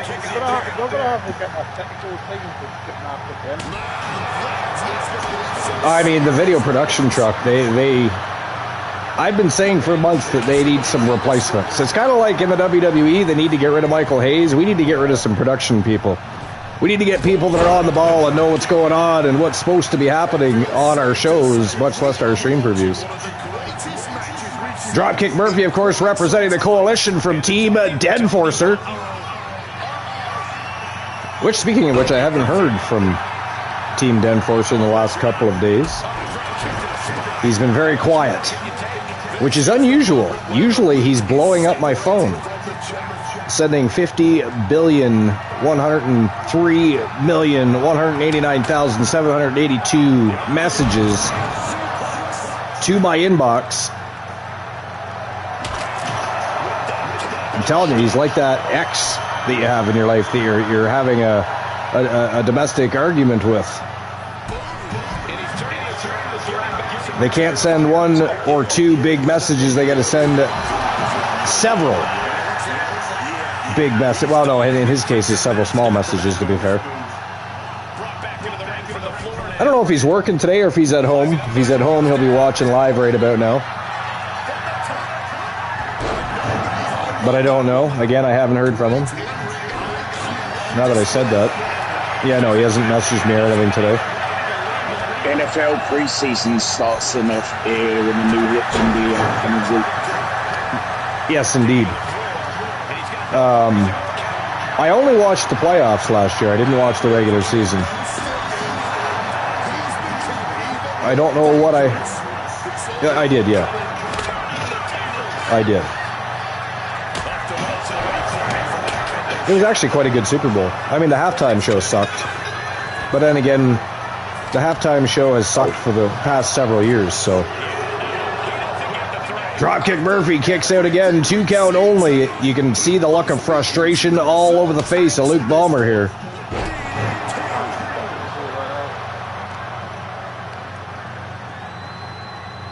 Three stages of hell. Of course, this is no holds barred.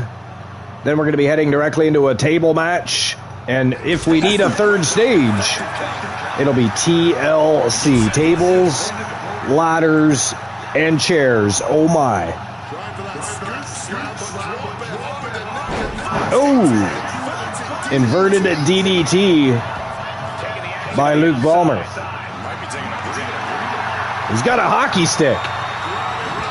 Oh, drop kick gets out of the way just in time and right across the midsection of Luke Ballmer. And another shot right across the back of the head. It is Dropkick Murphy looking for a 3 count here now. He doesn't get it though. Luke Ballmer gets that left shoulder up. Gets that left shoulder up. Oh! Off the ropes and a drop kick right to the side of the head. They call him Dropkick Murphy for a reason. Indeed, they do. Ooh, double axe handle right across the bridge of the nose. What's Dropkick got in store here for Luke Ballmer? Oh, he missed the dropkick. I think he landed spine first on that hockey stick, too. At this stage of the game, that probably wouldn't feel too good.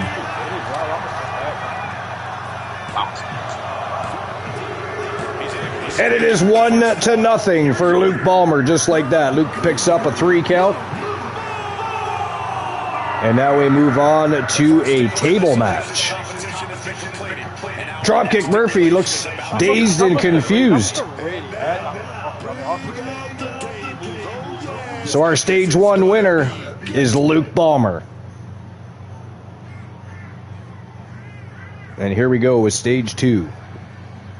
Look at that gash above the right eye of Dropkick Murphy, and the forehead of Luke Ballmer is... Whoa! Speared him right off the hop.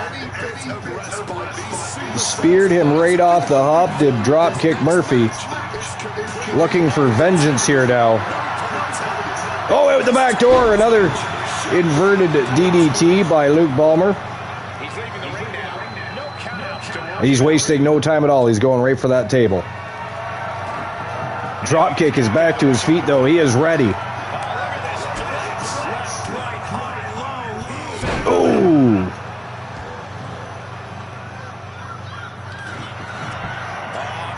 Oh, Luke Ballmer going for the Gooner Clash. Right onto the table.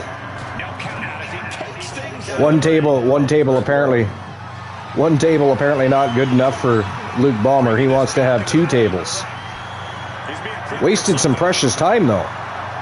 Turned his back on Dropkick. Oh, and Luke Ballmer. The bottom of his back landing on that table. Dropkick Murphy on the second turnbuckle, and he misses another dropkick. Luke Ballmer was ready. He said, oh, hell no, you're not hitting me with that. Going for another Gooner Clash. Right onto the table. Look at that, dropkick's getting right back up. Holy shit.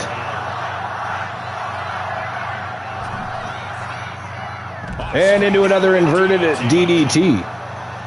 He has taken 3 of those now.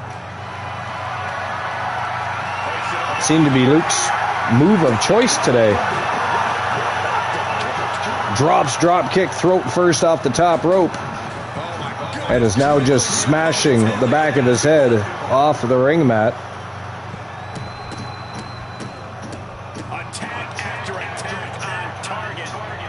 Wow.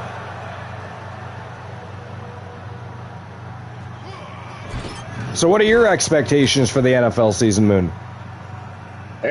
Well, first, again, for the Seattle Seahawks is against the team that they had beaten back in the Super Bowl. Yeah. That's the New England Patriots. Yes. I just hope more of the same result.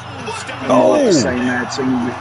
What an elbow to the face that was. I thought he was going to go for a springboard, but he like stopped right in the process and elbowed Luke right in the fucking face. Triple powerbomb to Luke Ballmer. Dropkick measure. Nope. He's going to set up a table. Takes Luke out with the table. Now he's going to look to put him through the table. Can he get the job done is the question. Dropkick Murphy looking to tie things up here. But this time it is Luke with an elbow to the face. Rolling cutter by the Luke Ballmer. Oh, look at this. Oh! And that is it. That is all. No third stage. The winner of the 3 stages of Hell match with back-to-back stages under his belt. And the winner of the match, representing Team Hardcore Country, Luke, and Team Arsenal, it is Luke Ballmer. He is your new contract case holder for TWA Underground.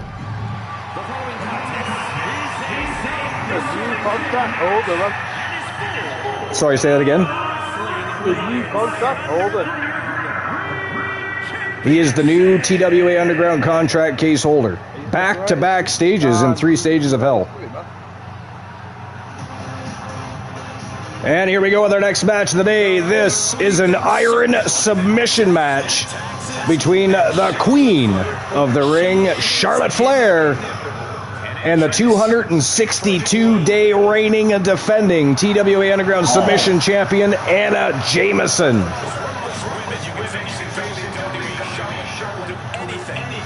I mean, if there's anybody that can dethrone Anna Jameson, it probably is Charlotte Flair. Anna Jameson's going to have to watch out for that figure 8. But it is not one fall wins it all. It is an iron submission matchup. Oh, as many submissions as you can possibly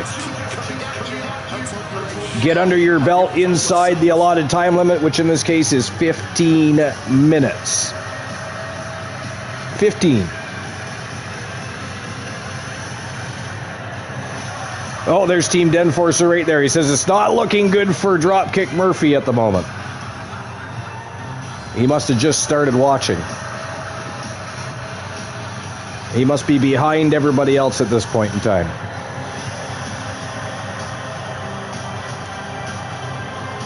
Charlotte Flair looks to dethrone Anna Jameson, the fiancée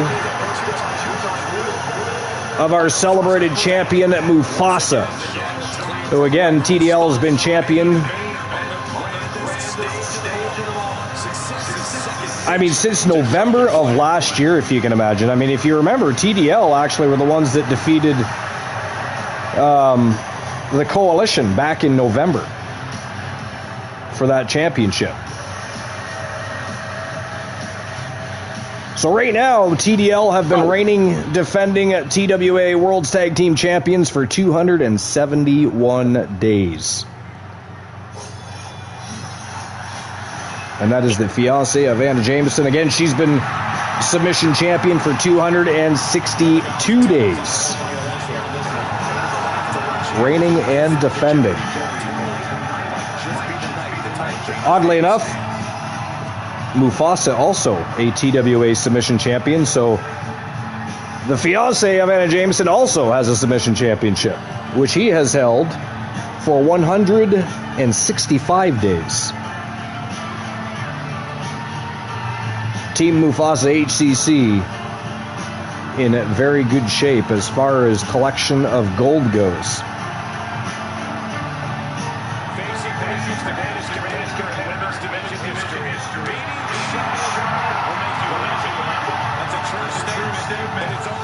Anna Jameson in the house in all her glory, looking to retain her championship today.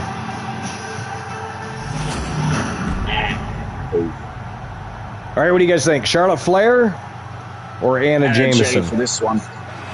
Anna J, okay. Luke, what about you?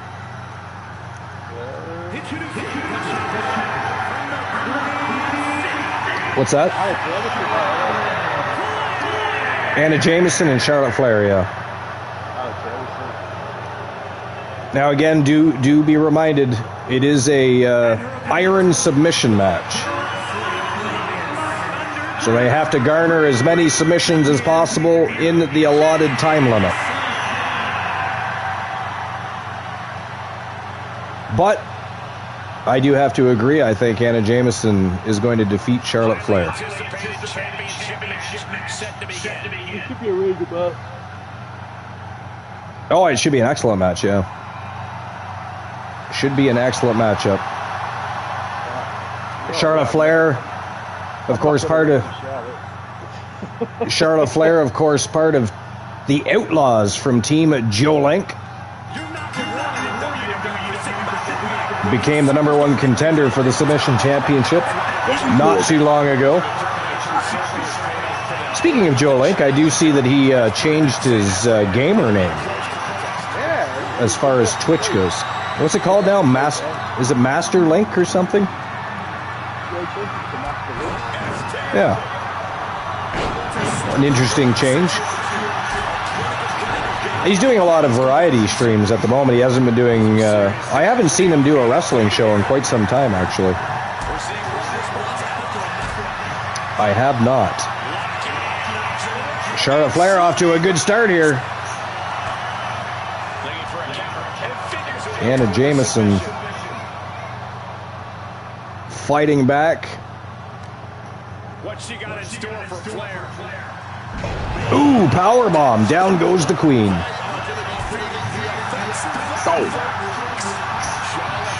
The self-proclaimed queen, of course, because we all know that Queen Dust considers herself the true queen of TWA.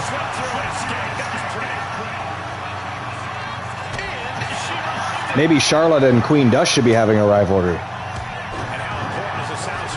A rivalry. Over in CCW last time. They did, yeah. But a rivalry here in TWA to determine who the true queen of TWA is could be interesting. Charlotte went to use Janice on Anna Jameson. Oh, she's going to give it a go again. Look at this. A 2x4 full of nail. Oh, right across the thigh and knee area. Ooh, she swung for the fences and missed that time. Anna Jameson was able to get out of the way just in time.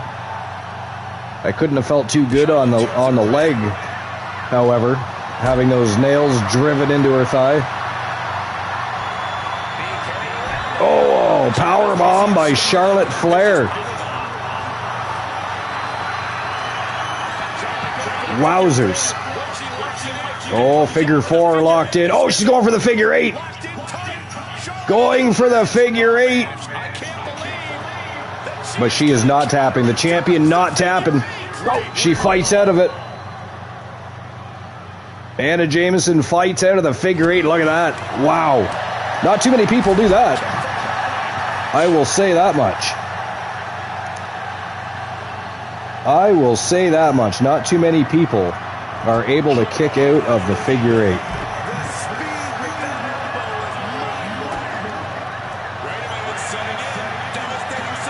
Charlotte Flair's having a great match so far.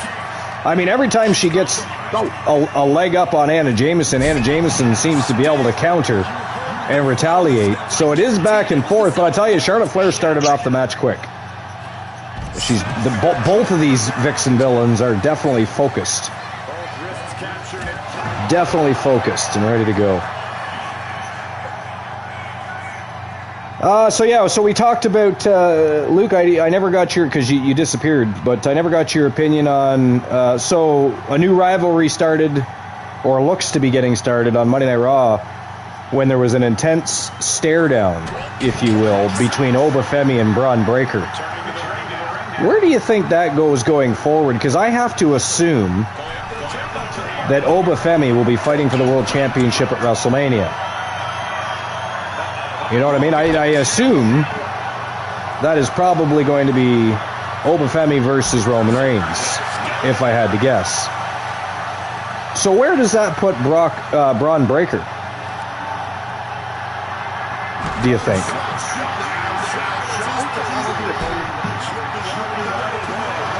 It would, but do you think it'll happen before or after WrestleMania? Like, I don't, again, I assume that you're going to see Oba and Roman, I would have to think, at WrestleMania. WrestleMania will be. Which is a shame, because you got LA Knight trying to start a rivalry with Roman Reigns right now, looking to, win that world championship. But again, if you're talking about WrestleMania season, which in the grand scheme of things is not all that far away, are they really going to dethrone Roman Reigns before Mania? Probably not, right? But that doesn't mean LA Knight can't win the Money in the Bank, however, and then cash that puppy in.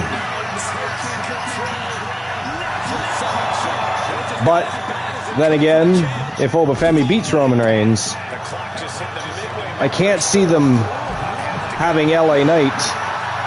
Well, yeah, I don't know. I don't see them having LA Knight dethrone Oba Femi the same night that he wins it at WrestleMania.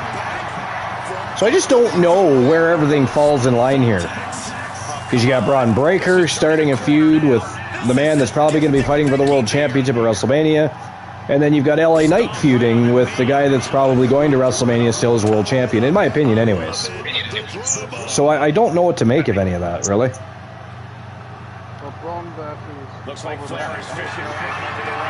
Well, it would be, but I mean, it's probably going to be Oba going Well, I mean, I guess they could do it before WrestleMania, but again, chances are it's going to be Oba Femi facing Roman Reigns at WrestleMania, right? Which leaves Braun Breaker and LA Knight kind of in limbo again. You know, unless eventually they end up having a #1 contenders match amongst one another. The winner faces the winner at Mania, or the winner of Mania, which would be between Oba and Roman. Or maybe they have LA Knight win the Money in the Bank and eventually cashes in to win the champ. I don't know. Do you think LA Knight wins the Money in the Bank this year? I don't think so. Because it looks like, now that I've said that, it sort of looks like LA Knight is shooting to face Roman at Money in the Bank.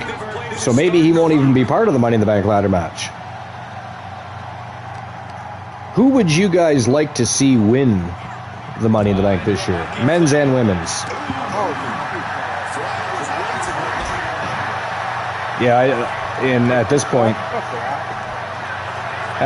I don't even think he'll be part of the Money in the Bank. Like I said, I think he's looking to face Roman at Money in the Bank, so...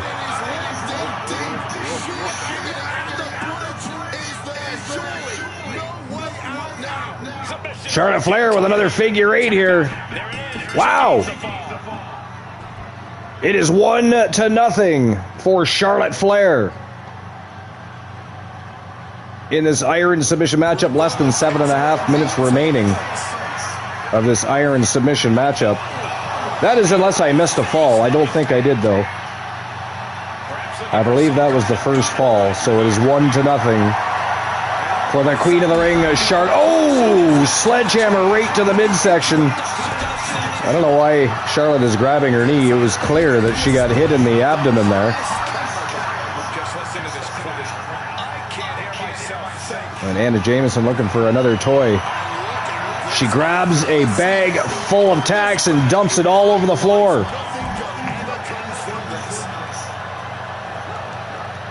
Who's going to be wearing the tacks? The champion or the challenger? Charlotte Flair or Anna Jameson, or perhaps none of them. Just something for the referee and the cameramen to walk through, perhaps. Charlotte is dumb, so that's why she grabbed the knee. Yeah, you saw that too, eh, Mufasa? She quite clearly got hit in the abdomen, but yeah, she grabbed her knee. Oh, powerbomb against the post. And then spine first onto the unforgiving floor. Uh-oh. Charlotte Flair going for another figure 4 leg lock. And we all know she's going to go for that figure 8. Oh no, look at this. Anna Jameson reverses. But against the wrong person, Charlotte Flair very easily and quickly got out of that reversed figure 4 leg lock. This time it is Charlotte Flair eating the ring post. Anna Jameson adding a little iron to her diet. 5.5 minutes remaining. It is 1-0 for Charlotte Flair. 1-0 for Charlotte Flair. All right, so that was the Raw results. I assume, Luke, you heard when I talked about Big Cass returning? Yeah, okay. Moon, you heard that earlier as well?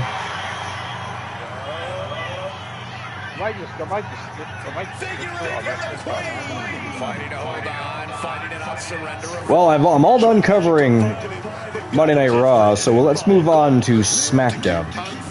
Actually, let's move on to TNA first, shall we? Oh, it is 2-0 for Charlotte Flair. Anna Jameson tapped again.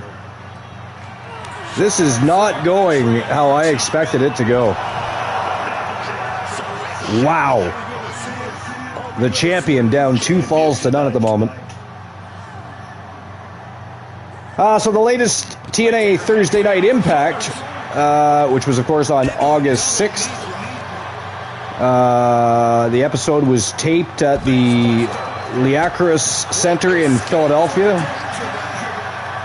Is that how you pronounce that? Liacris? I don't fucking know. Anyways, it's in Philadelphia, Pennsylvania. and featured a successful title defense by Xia Brookside, and had a major contract signing. So definitely some things to discuss as far as TNA goes. Let's have a look, shall we?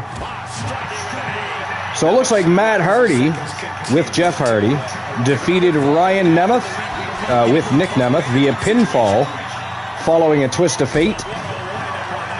We had Heather by Elegance defeated Mara Sade to advance to the semifinals of the TNA Knockouts. Mara Sade's last appearance, Yeah, so like I was saying, it was to advance to the semifinals of the TNA Knockouts Television Championship Tournament. That's a championship I've been waiting for the WWE to reinstate for a long, long time. You know, I always liked the television championship better than even the light heavyweight and the cruiserweight titles, because anybody can challenge for it. It was every week, and every week you had not just a championship match, but you had a number one contender match as well. Especially when WCW did it, they did it the best. But I would love to see a television championship return to WWE. Of course, the television championship in TWA is almost as revered as the World's Heavyweight Championship. And actually, the TWA Television Championship is the oldest championship in TWA. So, 2.5 minutes remaining. It is 2-0 for Charlotte Flair at the moment. So Heather by Elegance moves on to the semifinals of the TNA Knockouts Television Championship Tournament. KC Navarro defeated Brian Myers via disqualification following interference from Eddie Edwards. The System, Eddie Edwards and Brian Myers defeated KC Navarro and Fabian, is it Eichner or Eichner? Yeah, the former Giovanni Vinci. Yeah, but how do you pronounce the last name? Is it Eichner or Eichner? Fabian Eichner. Okay. So that was an impromptu tag team match made by Santino Marella. So that's 2 shows this week where, because again, you had Braun Breaker versus JD McDonough, and then you had Dominic Mysterio teaming up with JD McDonough in another match on Raw. Does anybody really want to see JD McDonough that often, that frequently? No, me neither. I've never thought he was that good. Another thing, I never thought he fit the Judgment Day. I never felt like he fit, but so the hometown man defeated AJ Francis, and then wow, 3-0 for Charlotte Flair. Holy shitballs! Not looking good for the champion. We have less than a minute to go, and it's 3-0 for the Queen of the Ring. Wow. So Xia Brookside retained the TNA Knockouts World Championship by defeating NXT's Wendy Chu. That was probably the main event, I'm guessing. So some of the major storylines and segments for that show. World title contract signing, TNA World Champion Nick Nemeth and Jeff Hardy officially signed the contract for their upcoming World Championship matchup. By the way, do you think Jeff Hardy's winning another World Championship? Do you think he beats Nick Nemeth? Or do you think Nick Nemeth is going to retain? We're Nick Nemeth, I think. Yeah. Luke, what about you? And there you have it, ladies and gentlemen. That is it. That is all by a score of 3-0 in this Iron Submission matchup. The winner of the match and your new TWA Underground Submission Champion. Busted up face and all. Wow, look at that. You can tell that was a war. But it is the Queen of the Ring, Charlotte Flair, dethroning the champion and going home with the gold. So congratulations to Team Joe Link, the Outlaws, and of course Charlotte Flair on a big victory over Anna Jameson. Wow.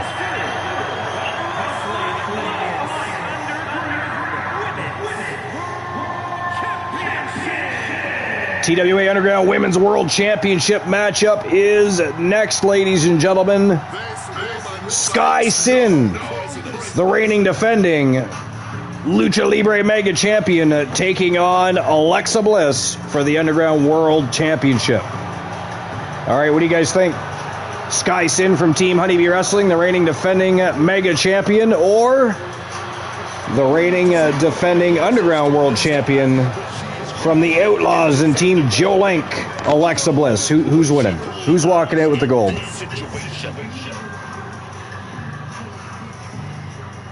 Luke, what do you think? Sky Sin, or is it going to be Alexa Bliss? I don't really know for myself. What's that? I don't really know for me, to be honest. You don't really know? Could go either way for you. Luke, what about you? Where'd you go?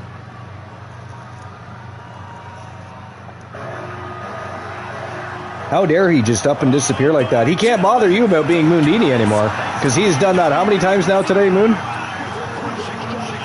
It's the third time, isn't it? Yeah. How dare he? How dare he, number one, pretend to have a life, and two, pretend to have better things to do than be here at Battle of the Brands.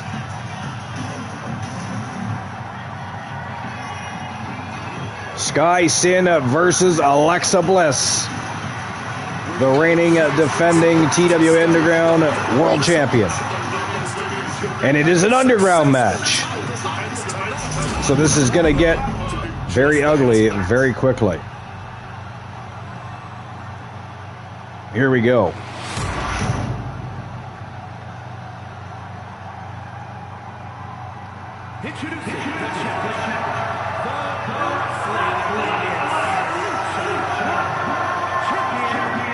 She is the Lucha Libre Mega Champion, Sky Sin. She'll be defending that at the upcoming Lucha Libre Mundo stream preview, which we'll be talking about more probably tomorrow, because I do plan on having Lucha Libre Mundo go live tomorrow at some point. Tis the plan. It is the plan. All right, so what do you think of Zaya Brookside beating Wendy Chu to retain the TNA Knockouts World Championship? I think, well, to be honest, it's a better way though, because why, like, she hasn't held on to that title for long. How long has she had the championship now?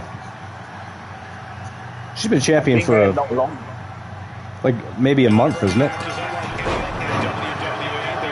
Has it been a month? Yeah, it's been at least a month. Yeah, okay.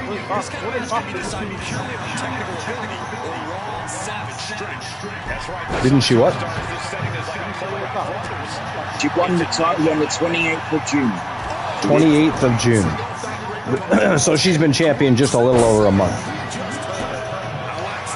Now, Luke, what's your opinion on Nick Nemeth and Jeff Hardy? They officially signed their contract for the upcoming World Championship matchup.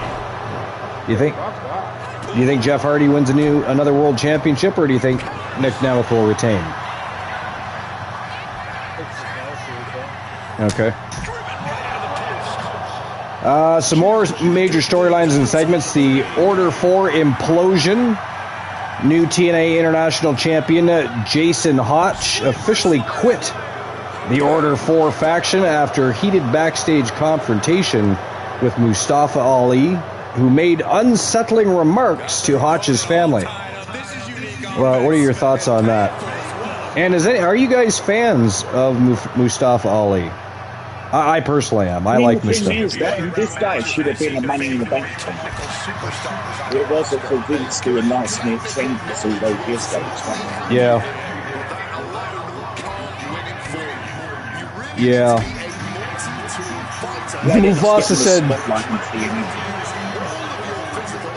Mufasa says, well, fuck, no submissions from Anna, not even a single attempt. Rigged, he says.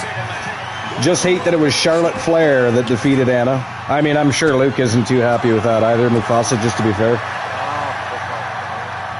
All we need to do is have TDL defeat the Killer Bees tonight.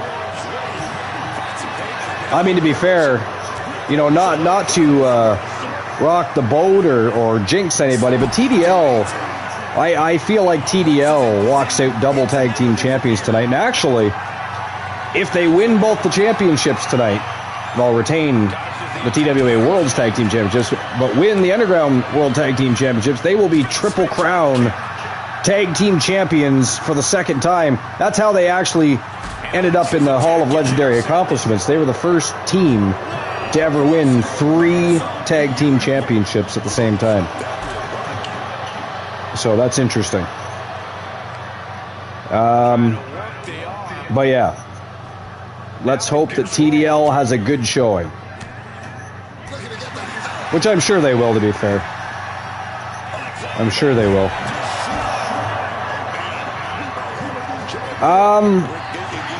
So yeah, I've always been a fan of Mustafa Ali. I was kind of... I hated the fact that he got released.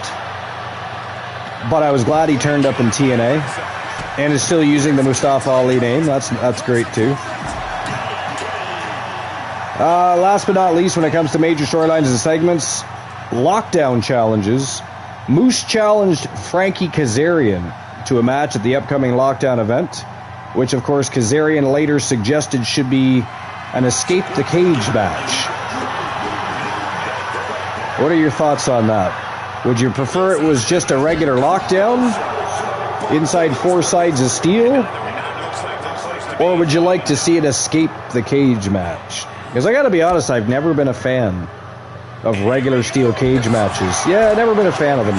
As far as the main objective is to just simply escape the cage. I don't like it. I think if you're locked inside 4 sides of steel, there should be no exiting. There should be no exiting that cage unless you've picked up a pinfall or a submission or a knockout. I just have never been a big fan of escape the cage matches. I don't know. That's just me. That's just me.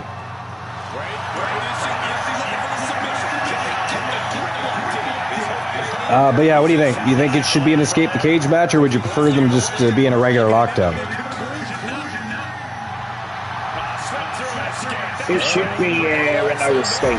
It should be. You think it should be an escape? Yeah.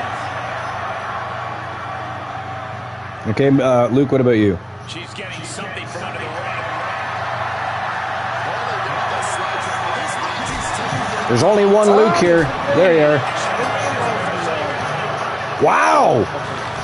Ladies and gentlemen, that is it. That is all. The winner of the match and your new TWA Underground World Champion, as she is now a double champion because she is also the Lucha Libre Mega Champion from Team Honeybee Wrestling. And representing Hostile Takeover, it is Sky Sin going home with the gold. So congratulations to Team Honeybee Wrestling and Sky Sin. Holy hell. And here we go, ladies and gentlemen. It is the men's turn. TWA Underground World Championship on the line. This is a rematch. Literally months in the making. The one, Elijah Archer, takes on Oni Shinobi inside Hell in a Cell for the TWA Underground World Championship. Let's fucking go. Here we go. I'll ask your guys' opinion on the match in a moment. I'm just going to grab myself another beverage real quick while these guys are making their way to the squared circle. I'll be right back.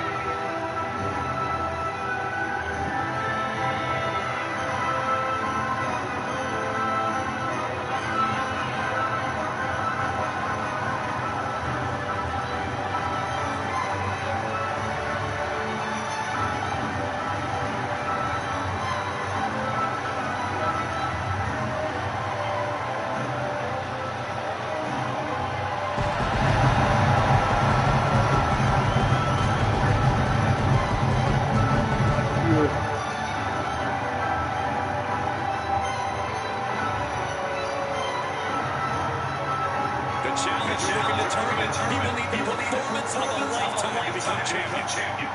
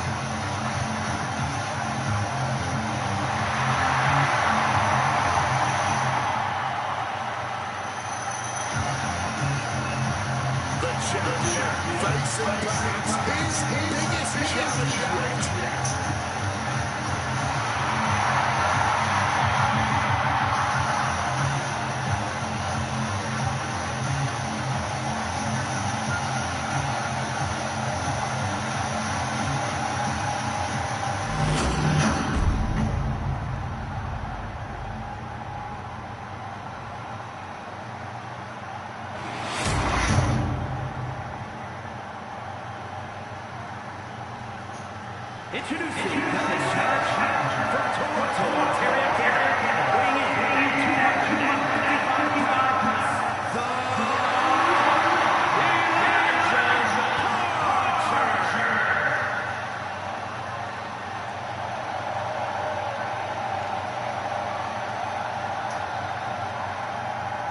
and his opponent from San Antonio, Texas, weighing in at 210 pounds.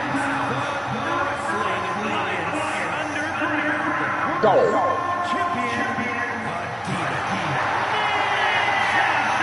Already you're 1-0 up in the first 5 minutes.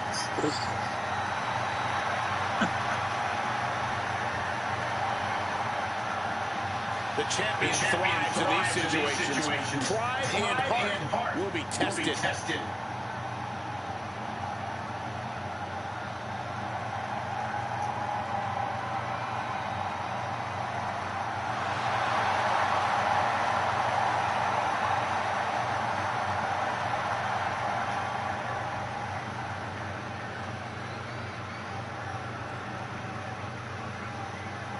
After winning his title, the champion seems to be any champion trying to ride home or to skulk around, bound that they're the best. That's not what I meant. Forget it.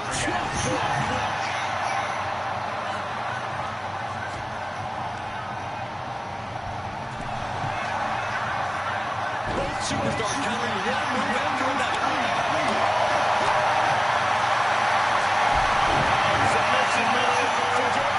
Trying to find a way. And he's out and delivers a knee. This time with that springboard.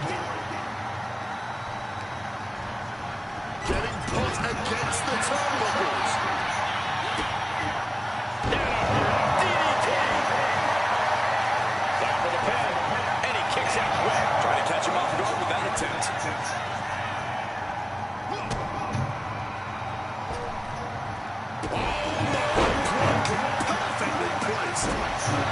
Superstar becomes a different human being inside the structure, causing long-lasting bodily harm is practically encouraged.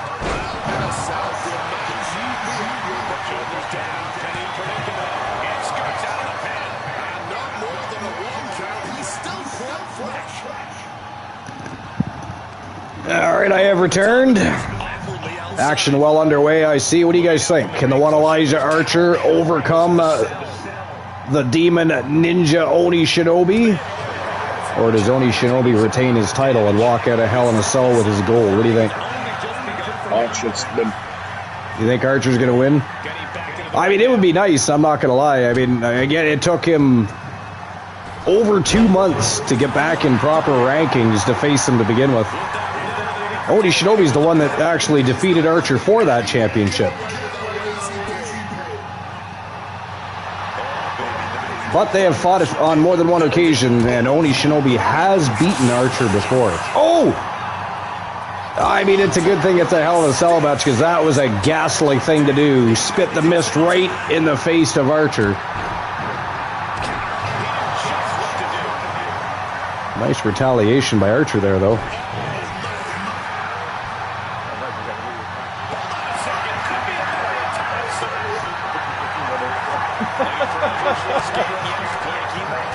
All right, so that's all the information about TNA at the moment. So we've gone through Raw and we've gone through TNA. Let's have a look-see at what AEW's been up to, shall we? No, I know. That's what I said at the beginning of the show. It's been a hot minute since we've covered any AEW. What a spear by Archer! Almost broke Oni Shinobi in half.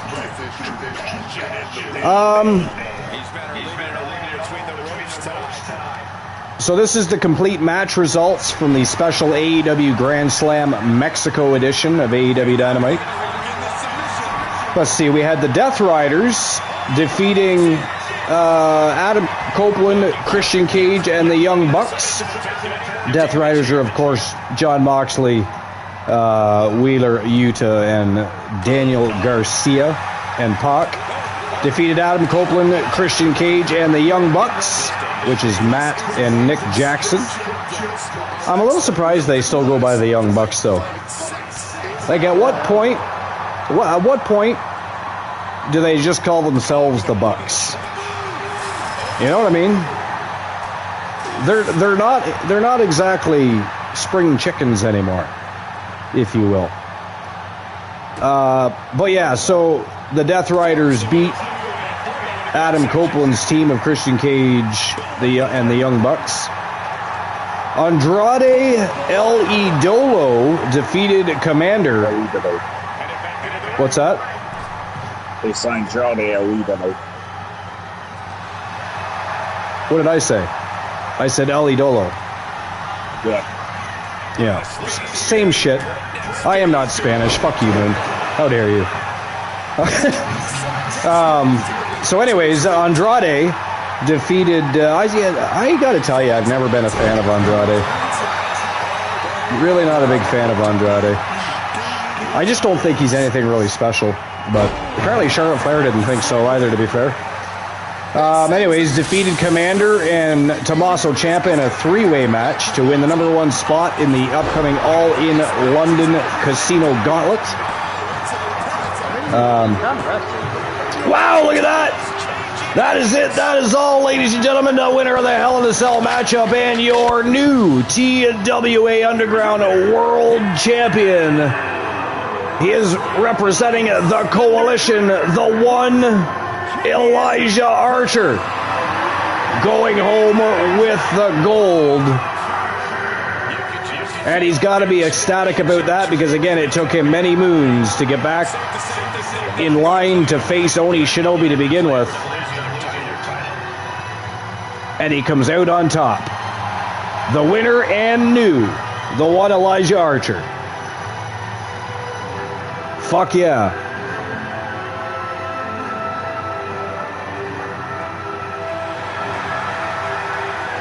Fuck yeah. All right, now we're going to be on to our World Tag Team Championship matchups. Our next match of the day will be a Glamorous Time. Blake Monroe and Tiffany Stratton taking on the Anarchists, the reigning defending TWA World Tag Team Champions, Morgan and Tessa James. Well, that was a fucking goal. Here we go. Tag Team Elimination headed your way. Team Hardcore Country Luke versus Team Mrs. Cross. And here they come, Blake Monroe and Tiffany Stratton. Glamorous time headed to the squared circle, looking to dethrone the long time now reigning Women's World's Tag Team Champions. I wonder how long they have been champions at this point. Should have a little look-see here. Let's see.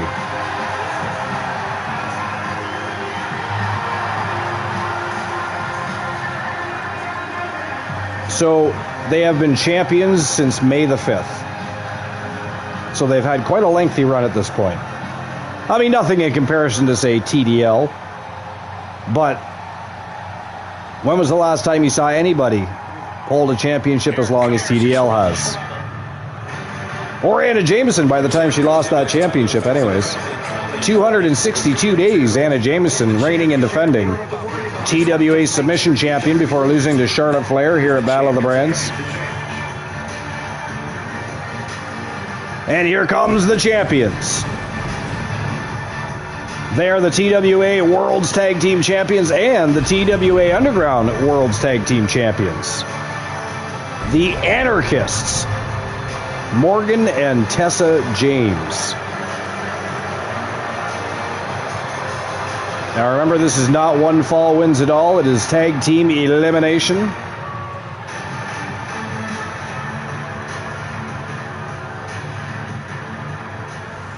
All right, what do you guys think? Well, I guess I can't ask Luke. He's not going to bet against his own team. So Moon, Glamorous Time or the Anarchists? Who walks it with the gold today? Glamorous Time. You think You think it's time for Glamorous Time to win the gold? Hardcore Crunchy Luke says Tiffany and Blake. Indeed it is. Stay for a game. Come on. It's this game.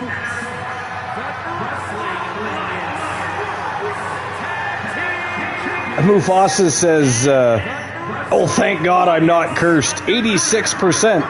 He gambled Mufasa away to Mr. Very Nice, Very Evil Danhausen, but did not get cursed to the Chamber of Pain. Speaking of which, I believe that Mad Dog has been cursed to the Chamber of Pain, so we do still have to have that match at some point. Mufasa says, the not-so-young Bucks or the old Bucks? I mean, I think they could simply just shorten to the Bucks, to be fair. It sounds better. I think it sounds better. Like that. Yeah. The Mega Bucks. The Mega Bucks. Good God.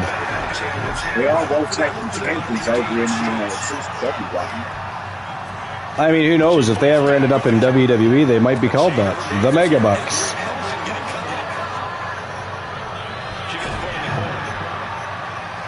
That's actually a pretty cool name, to be fair. The Mega Bucks. I kind of like that now.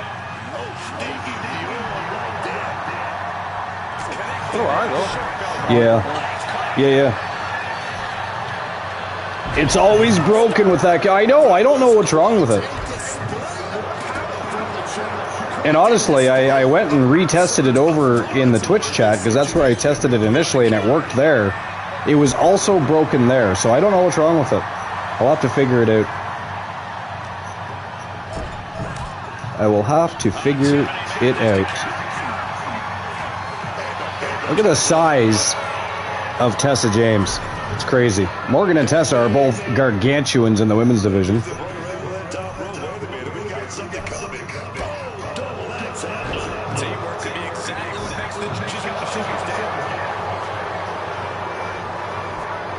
Stratton shoulders pinned to the mat here. One count only, though. One count only. I mean, for the most part. I mean, Oba Femi's segment was good. The stare down with Braun Breaker was interesting. The segment with Roman and LA Knight. But aside from that, it was, you know, subpar. It was mostly segments because, again, you had Becky Lynch and Stephanie Vicaire had a segment with Liv Morgan and Raquel Rodriguez. I don't know. I wasn't overly excited about Raw. And again, I haven't watched all of SmackDown yet, but It's definitely a possibility that SmackDown was better than Raw this week. Looks like TNA was. I might have to look for the replay of TNA. Because it actually sounds like it was pretty interesting. Yeah.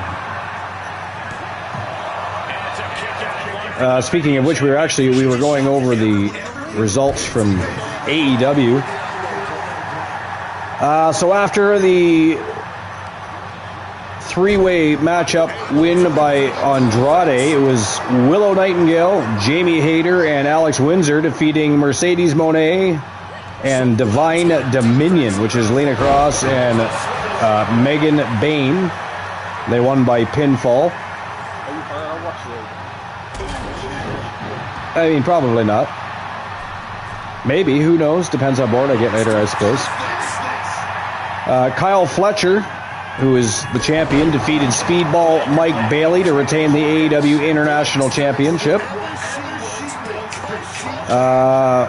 Mystico, Chris Jericho, and Darby Allin defeated Kazuchika Okada, Kevin Knight, and is it Hechicero? I forget how to pronounce that. But anyways, they beat them by pinfall.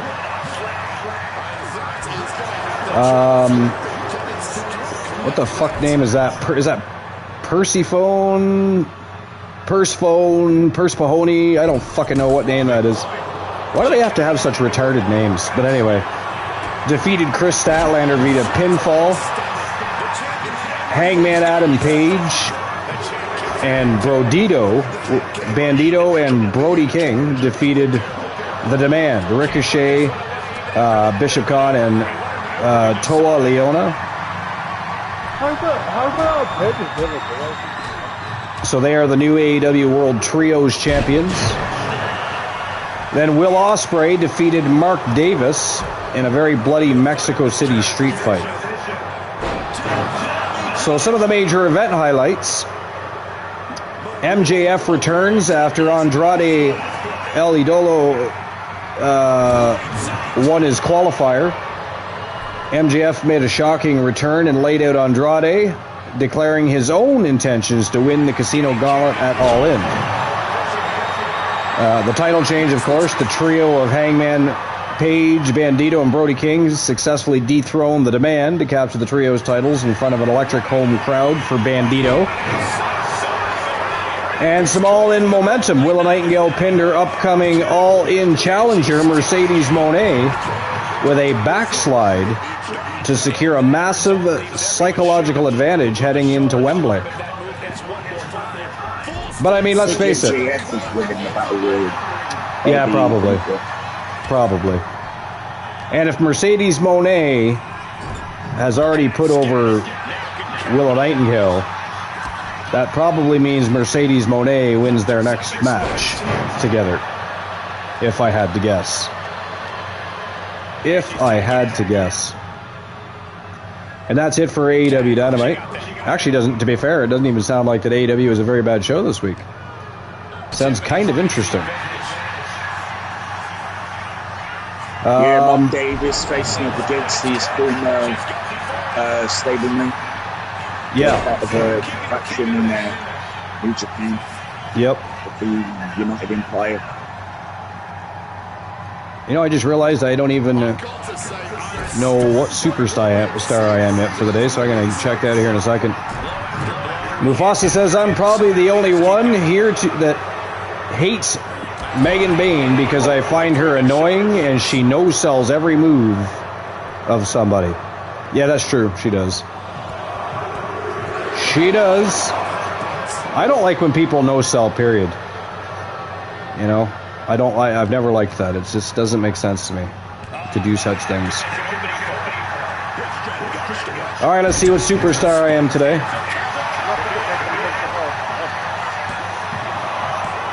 I mean, I don't think there's ever an appropriate time to no-sell anything, no. Jax. I mean, no-sell a regular move, maybe, but not a signature or a finisher. You know what I mean? I am Nia Jax, son of a bitch. Let's see what I'm dressed as. Remember that Austin Aries arsehole where you fucking no sells? Mufasa says, I would just hit somebody harder if somebody no-sells my moves. Yeah, no kidding. Nia Jax dressed as a seal. That would be very weird. Wow! Tiffany Stratton just eliminated Morgan James. It is down. It is 2-on-1 in favor of Glamorous Time at the moment.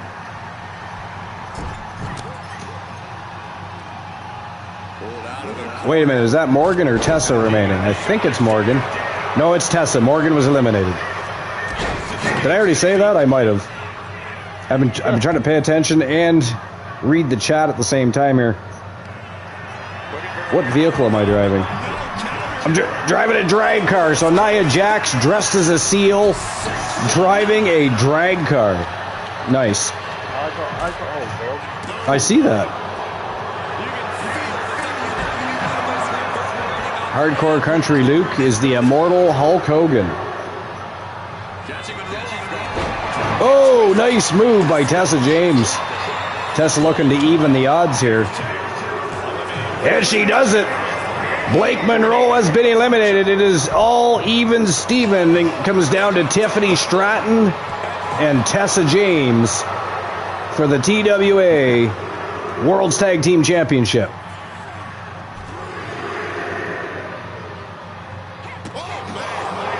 Hopefully they don't get counted out. Hopefully they don't get counted out. Hey yo, says Soul Embers. How's Soul Embers today?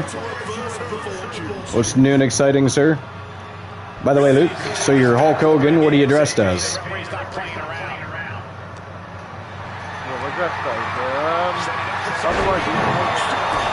It's you can, if you scroll up, you can see it. It's exclamation point Animagus. Standing moonsault by Tiffany Stratton. Covers the champion up. Wow, kicks out at 1. Bloody hell.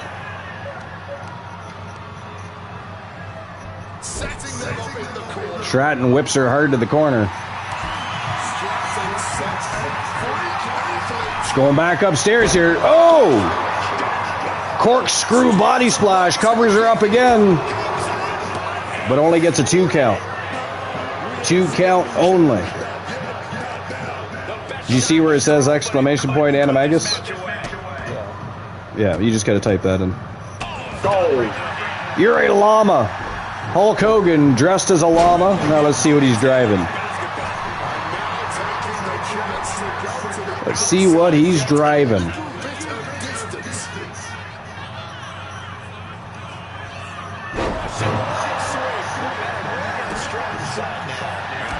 You obviously know the vehicle, exclamation point vehicle. Again, there's today's lotto numbers, dice, and blackjack cards. 327, pair of 5s for dice, and you got a tie or beat 19 in blackjack. I don't think anybody's won anything yet today. And of course, Mufasa avoided being cursed to the Chamber of Pain.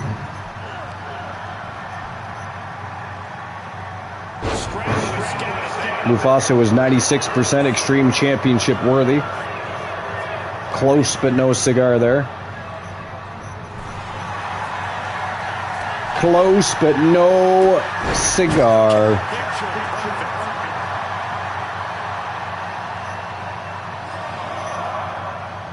Are you going to do the vehicle, Luke? See what you're driving? So far you're Hulk Hogan. And what were you dressed as again? You were dressed as a llama.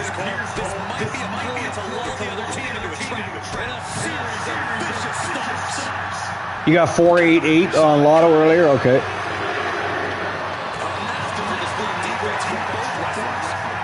So nobody's won Lotto yet.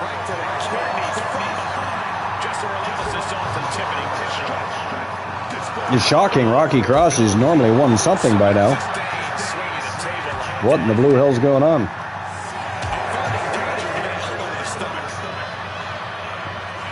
All right, let's see if I can take a shot at Lotto here. She could be on her way to a count. Throws her back in from ringside. 944. Unlucky. So Hulk Hogan, dressed as a llama, driving a Corvette. Fuck yeah. I mean, to be fair, that is something he would drive.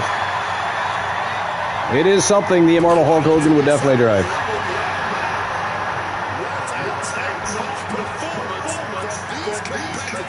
I'm surprised he didn't get anything from him spamming all the commands at the start. I know, right? That's what I said. Usually he's won something by now. Not today, apparently. Let's try rolling the dice. Fireman's carrying possession.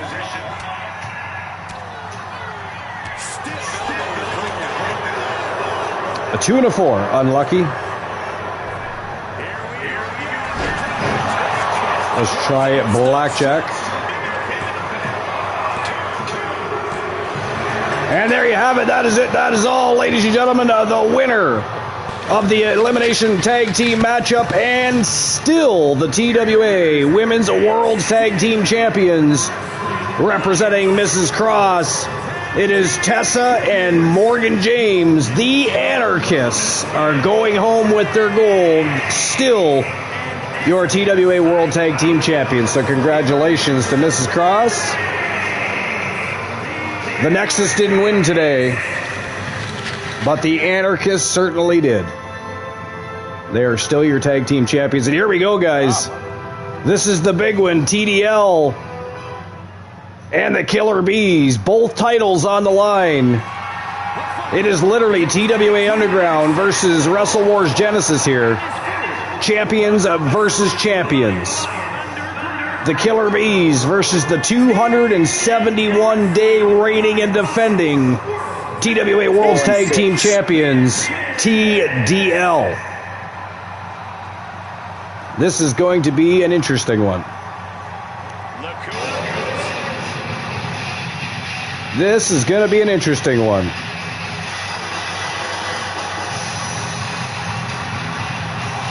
I want to say this might be 2 out of 3 falls. And here they come, jumping Jim Brunzell and Brian Blair, the reigning defending TWA Underground World Tag Team Champions, the Killer Bees. Who, by the way, nobody's been able to beat in the last month or so. They have held those championships near and dear to their stingers since winning them. People have stepped up to the plate and swung for the fences, but struck out. Now they look to dethrone the 271-day reigning defending champions. Can they do it? Can they get the job done? Or does TDL step on the Bees?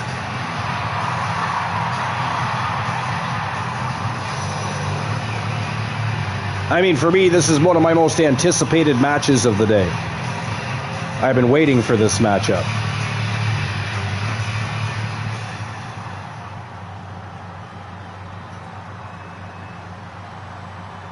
This is gonna be good. And here they come. Representing Team Mufasa HCC and Team Galaxy Phantom. It is Eric Dangerous and Mufasa, the reigning defending 271-day World's Tag Team Champions, TDL.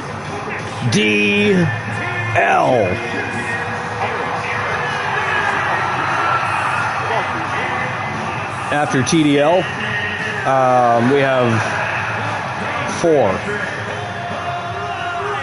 4 more matches to go. We got the 2 television championship matches, and then the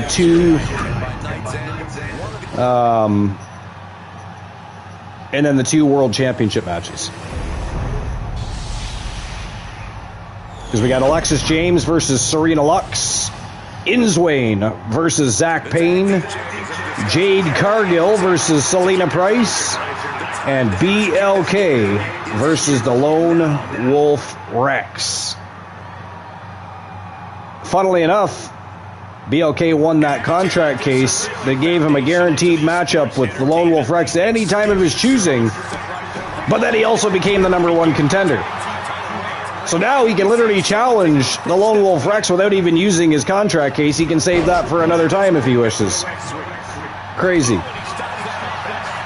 Crazy.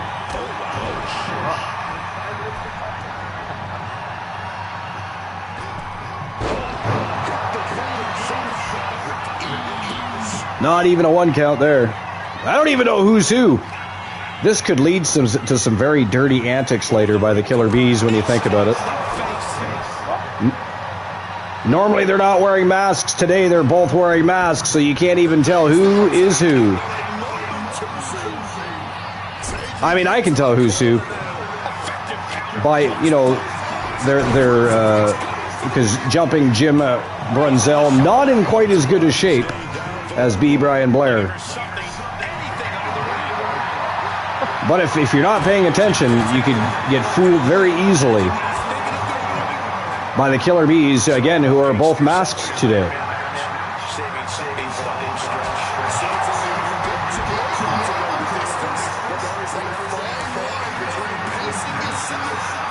One of the Killer Bees annihilating the broadcast booth there, the commentator's booth. Is he going to put Eric Dangerous through that table? Or was he just teasing us? He was just teasing us, because instead of throwing him into the commentator's table, he threw him into the barricade instead.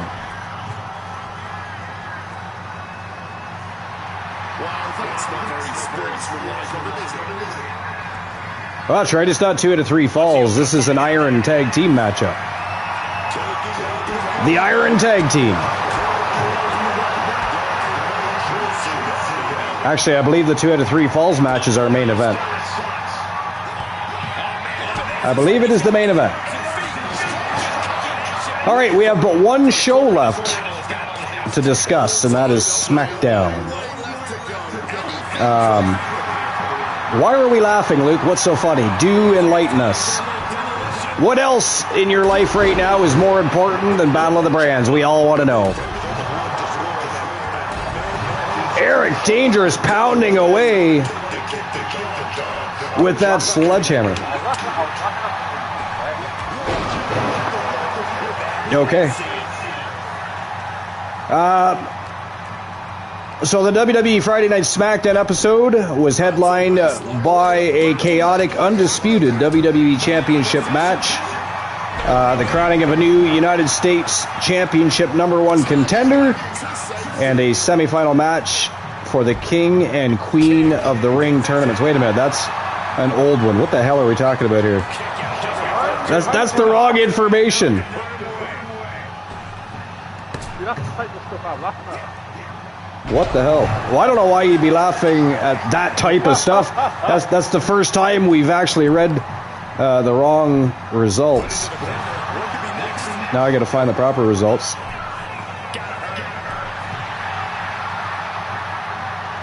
I don't know why it gave me those results. That's weird.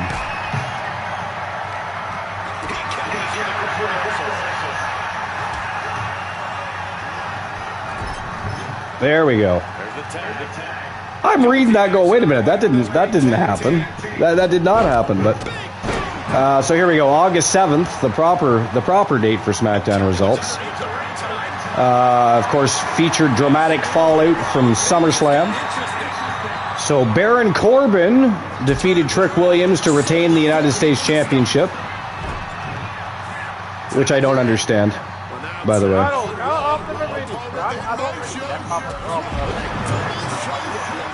Yeah, I don't know. I don't understand having him lose to Baron Corbin twice. No, it's not at all. Not at all. I agree with you 100% there. Fatal Influence, which is Fallon Henley and Laney Reed, defeated Chelsea Green and Tiffany Stratton after interference from the Irresistible Forces, which is Lash Legend and Nia Jax. Charlotte Flair defeated Jade Cargill following shock assistance from a returning Alexa Bliss. and a debuting Tatum Paxley. So, some major segments and promos. World title feud sparked. Newly crowned #1 contender Kevin Owens confronted the undisputed WWE Champion CM Punk to set up a future championship match. Rhodes versus Orton explodes. Cody Rhodes and Randy Orton entered a heated argument after Orton's SummerSlam betrayal cost Rhodes the undisputed title. The interim champ celebrates. Chelsea Green celebrated her interim WWE Women's Championship ladder match victory before being interrupted by Fatal Influence. And it looks like that's all that happened on SmackDown. What in the blue hell? I guess that's either all that happened or all they decided to cover. I don't know which. I don't know which. Are you telling me there was only 3 matches? 3 actual matches on SmackDown? I mean, again, I haven't finished watching SmackDown, so I didn't even know that Baron Corbin defeated Trick Williams again. Which again, I don't get that anyways. Yeah. Yeah, because who the hell wants to watch that? No. He shouldn't have beat him at SummerSlam. Exactly. You know, he shouldn't have won the title at SummerSlam. Trick Williams should have retained.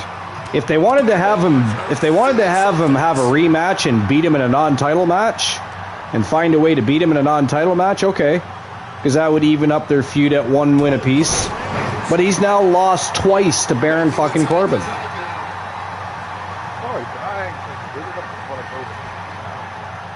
I don't understand it. Is the part of the problem. I just don't get it.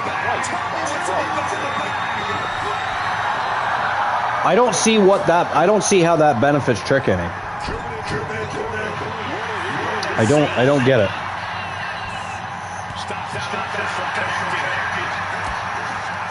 Yeah, I don't know. Now I don't even know if I want to watch SmackDown, to be fair.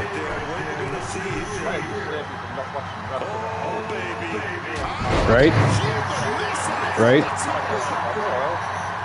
I mean, right again, Monday Night Raw wasn't anything special at all. So, Mufasa says, "Why did the hammer spark when he hit the guy in the chest? Is my character facing a T-800?" I believe that's Triple H's sledgehammer, so, you know, it's probably been cursed by Danhausen and can literally send you into a shocking convulsion. That's just my guess, though. A T-800. That would be funny. To see the Terminator wrestling in TWA. I mean, to be fair, back when Poindexter was around, he was the T-Dex 800. If anybody recalls and remembers that. Good God, that was nasty. I didn't see what he hit him with. I think it was a baseball bat that Eric Dangerous hit, well, one of the Killer Bees right in the face with. I think it might have been Jumping Jim Brunzell. Brunzell spears him to the mat. Mufasa breaks up the pinfall attempt very quickly. And I believe at the moment, with just over 6 minutes remaining, it is 0-0. 0-0. 4 matches remaining here at TWA's Battle of the Brands. What a fantastic show it's been thus far. Definitely been a spectacle. Starting with the tone setter of the day, the Public Enemy versus the Nexus was an absolutely fire tone setter. What a match that was. How dare you? You could at least not admit to people that you're watching highlights from a different wrestling show while Battle of the Brands is on. Somebody ban Hardcore Country Luke, please. How dare he? How dare you, sir? You cannot ban the host of the Most Must-See show on YouTube TV. That is just a disgusting, grotesque, ghastly, completely bollocks idea.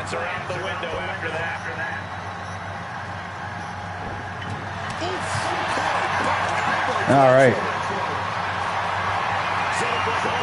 But either way, it's a great stream preview up till now. We have 4 matches remaining. 2 television championships on the line and 2 world's championships on the line to complete our day.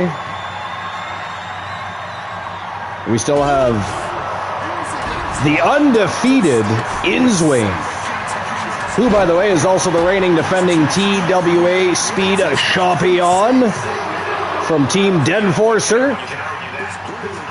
And again, rumors still swirling that Inswain may or may not have been having conversations, private conversations, with the coalition. Perhaps the coalition about to pick up a 4th member. Currently, they are down to 3. Of course, we all know that Joe Hendry went MIA, abandoned the coalition. Elijah Archer just entered into a matchup with Joe Hendry a few days ago and defeated him in that matchup. Archer was furious that Hendry disappeared like that. Abandoned his family. So Archer requested a one-on-one matchup, and he absolutely destroyed Joe Hendry in that matchup. Now, he had a lot riding on that match, too, because if he had somehow lost to Joe Hendry, he might not have got his matchup against Oni Shinobi today. That might have knocked him down a peg.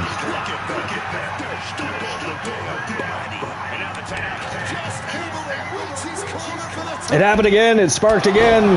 Who's putting pyro in the hammers? That is a great question.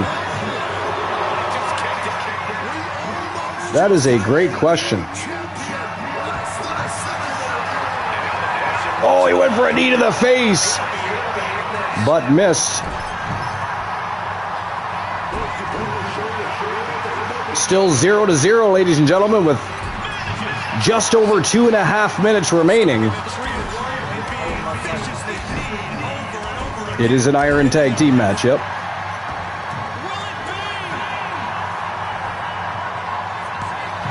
Look at attacks all over the back of Eric Dangerous. 2 count only. As what looks like jumping Jim Brunzell. Nope.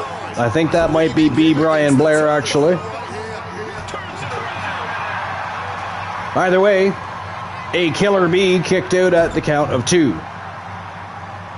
With 2 minutes remaining of this Iron Tag Team matchup.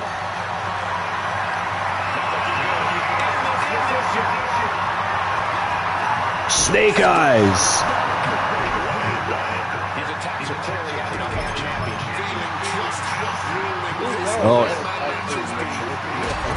Oh, absolutely. Absolutely. Even if they were to have lost today, it wouldn't change that fact. Not when they've had a 271-day run as World Tag Team Champions. Oh, I'm sure. Everybody loses eventually, but will it be today is the question. They don't even have to win.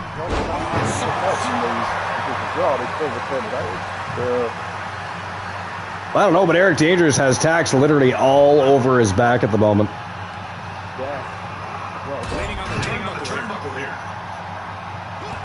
Oh, elbow to the face. Look at that, backslide. Backslide. Wow! 1-0 with 50 seconds remaining, folks. And he does it via backslide. Are you fucking kidding me? It is why they're the greatest of all time. They don't have to be flashy. They just get the... Oh, my God. Just about kicked the mask right off him. Lands right on the metal ladder. You see so many like flashy things, but like they don't do flashy. No, I know. They just simply put, they just find a way to win. And that's how you do it.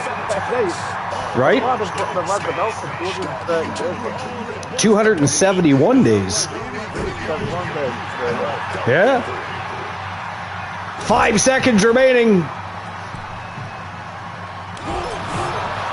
And that is it. That is all, ladies and gentlemen. The streak continues. The winners of the Iron Tag Team matchup and new double tag team champions.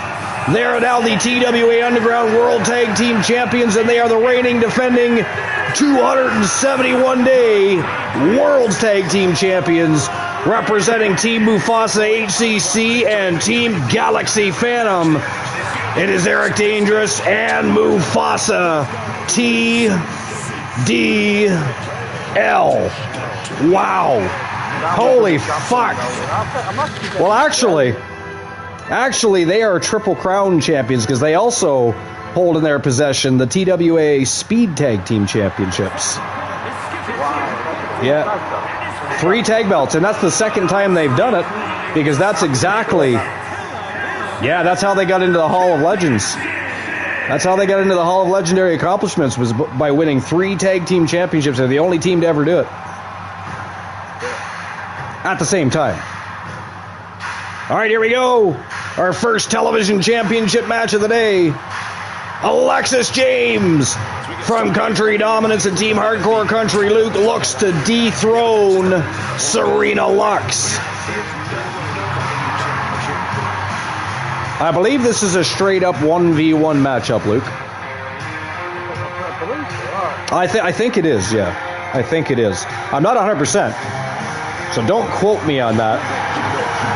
But I'm pretty sure it's a straight up one-on-one matchup. All right, I'm going to run to the facilities while these Vixen villains are making their way to the squared circle. I'll be right back. You have Moondini, I think, might be here. We're not sure because he likes to take off on us all the time. He joins the broadcast booth to talk to the Fam Jam, enlighten you about the what's going on in the world of sports and entertainment and sports and whatever else we talk about. We talk about a lot of things, let's face it. It is a podcast just as much as it is a wrestling show, but Moondini likes to abandon us a lot. He does it with no warning. You know, Luke and I can be talking to him, and 2 seconds later, he still disappears. It does not matter. That's why we call him Moondini. To be fair, Luke, you've done that twice to us today, or 3 times today. You disappeared on us. This time it's Moondini's turn, apparently. It's like you guys are in cycles. But anyways, I will be right back. Luke, tell us what your expectations are while I'm gone, of course. Tell us your expectations for Country Dominance going forward after Battle of the Brands. And I'll be right back.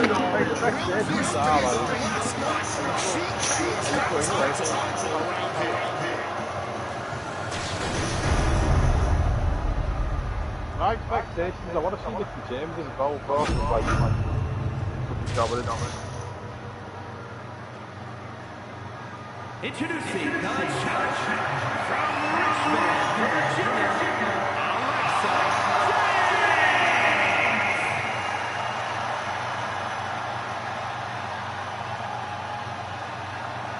And her opponent from Raleigh, North Carolina, the Wrestling Alliance. Big champion,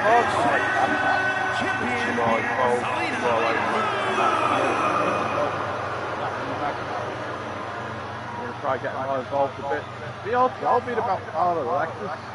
Looking at the champion, I guarantee there is no doubt in their mind as to who is leaving this match with the title around their waist.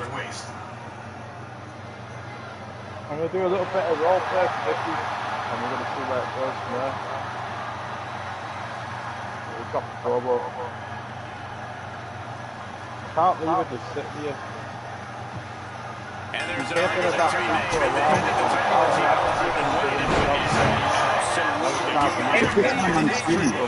It's about what kind of legacy you're going to leave. That comes down to how you respond to your challenges. What a knee. And she manages to avoid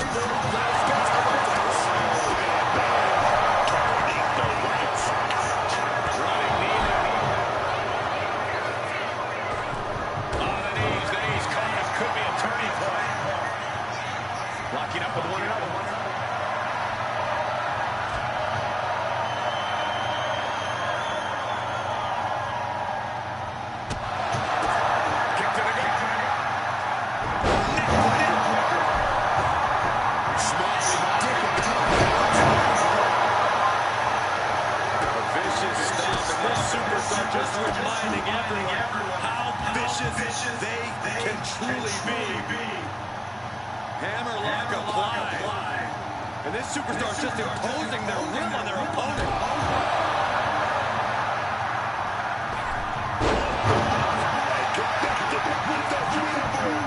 The champ kicks out easily. No surprise there. She's still pretty fresh. Both wrists captured and boom! Good night. What a knee. The champion on the receiving end of some serious offense. Yeah, but she's not showing any signs of giving up. Full head of steam. She's just continuing to mount this offense. Shoulders down. Championship at stake. The champ with the cover. Early cover on the top.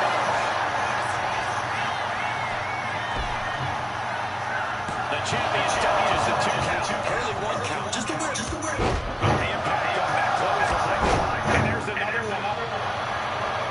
Caught the kick inside the nice sweep and save.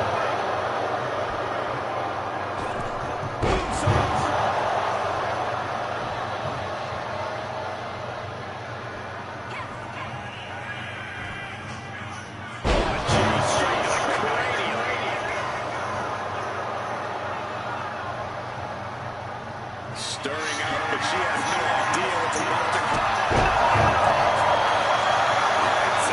Devastating maneuver by the champion. 3-2 count, tails down. We are looking at a competitor who simply refuses to let their championship dreams be snuffed out. Sometimes when you unleash your best offense and it doesn't get the job done, you're taken out of your game. That's a real possibility now in this match. Double knees.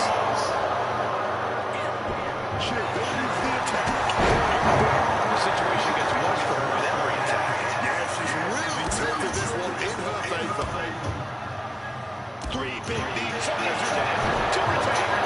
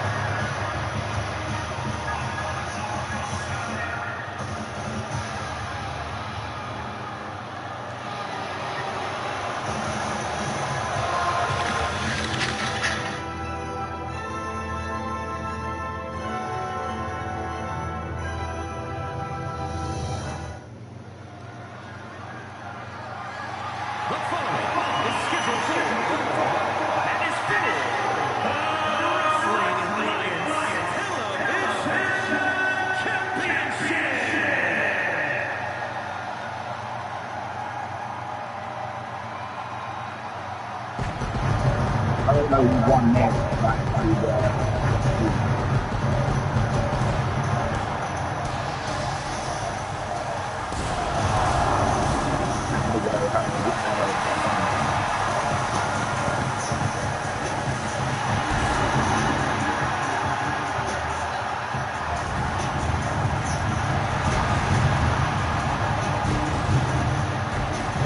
Let's change. Let's see.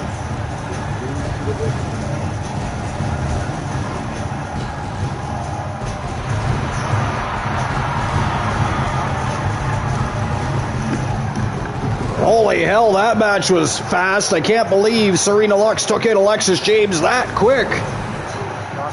Yeah, that's what I didn't get Wow. to see officially because I had to... I wasn't even gone that long.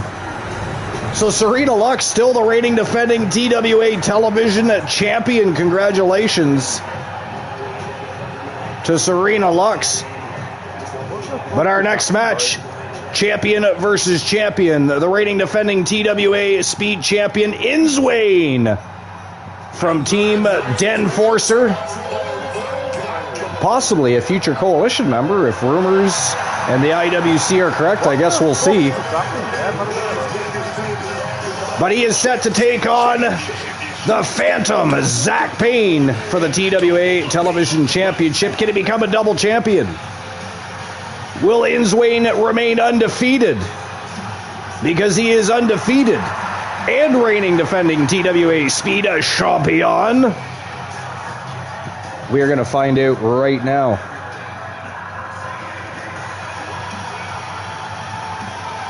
The first of our triple main event matches is about to get underway.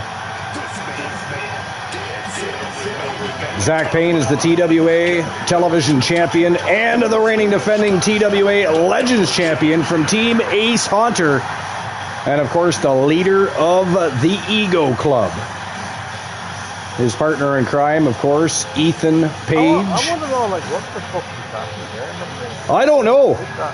I wasn't even gone very long. I don't know what happened. You didn't see it either? Not really, no. Like, holy hell. Like, the match and that.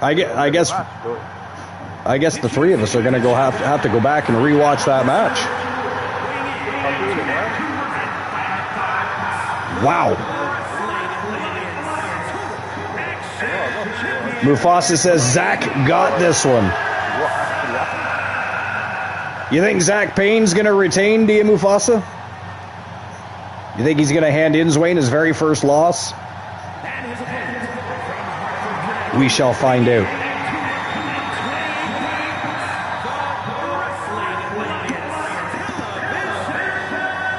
Reigning and defending.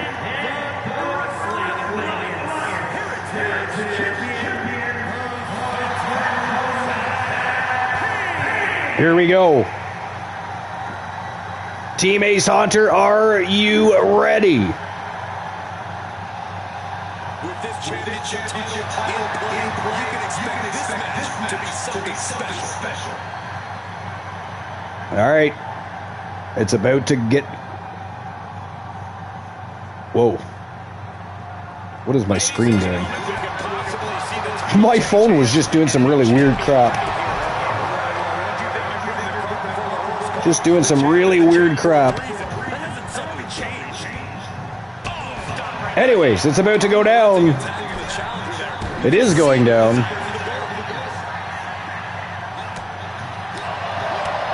The Phantom Zach Payne versus Inswain.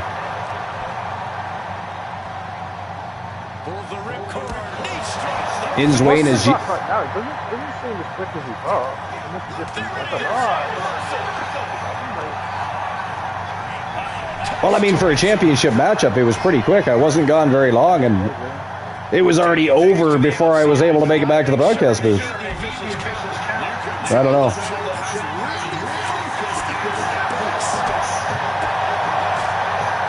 Pinpoint accuracy, if I've ever seen it, right there. What a striking performance by Inswain. Oh, he landed right on the knees.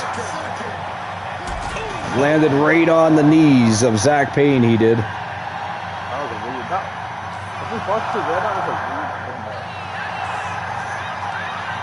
Tried to whip Zach Payne into the steel steps.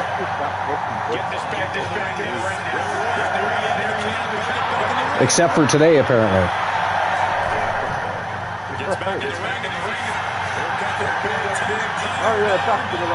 Oh, look at this! Covers him up. Not even a one count, though. That show of striking outside the ring, though. I mean, I love watching Inswain strike. He's got such pinpoint accuracy strikes. He's so fast. I mean, he is the speed champion. He is quick. He is tough. He's a lot of fun to watch. And he's going to give it his all here today as he tries to dethrone the Phantom Zach Payne. Oh! Springboard dropkick right in the face of Zach Payne. He ate some soul food there, but not the soul food that he wants to be eating. Nice reversal there by the champion. Ooh, returns with a drop kick of his own. Inswain right back to his feet. Oh, spinning back kick. by the Speed Champion, Inswain.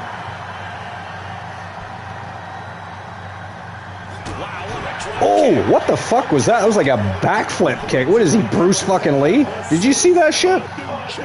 Man, he backflip kicked that man right in the face.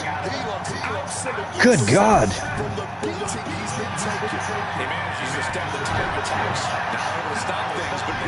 He's definitely got the agility in the bag. Inswain pulling himself up with the ropes here. Shoulder check sends Wayne down to the unforgiving floor. And Zach Payne taking to the skies here. And a big flying elbow. Oh, returns with a kick right to the head. And a big lariat by Inswain with a kip up.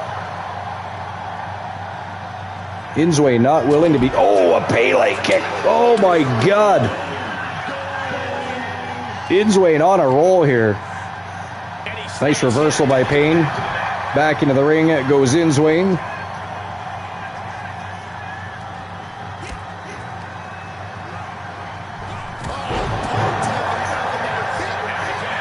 That was a nice back elbow. Kicks out at 2. Gets that right shoulder up. Where is Zach Payne going?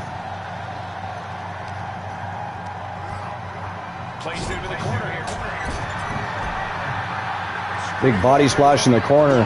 Oh! Curb stomp from the second turnbuckle. But Inswain kicks out again.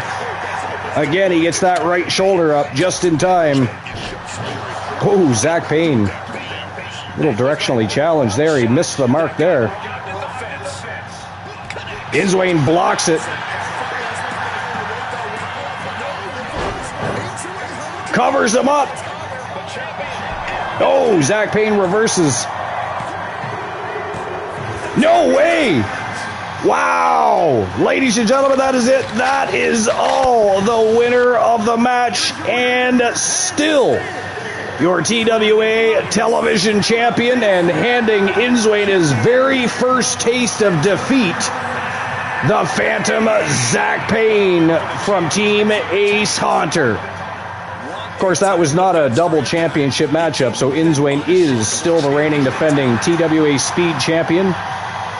But what a win by the Phantom Zach Payne. I thought for sure Inswain was going to be the man to dethrone Zach Payne. I was wrong. Not today, anyways. Not today. All right, our co-main event of Battle of the Brands, an I Quit match for the TWA World Championship. It is Jade Cargill challenging Selena Price.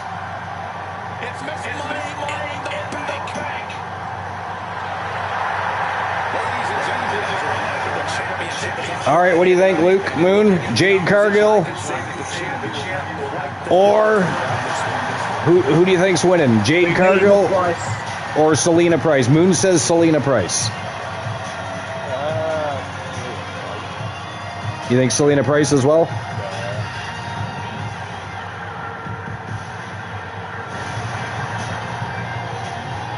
So Team Denforce are not having the greatest of days here at Battle of the Brands. Dropkick Murphy lost his matchup earlier today.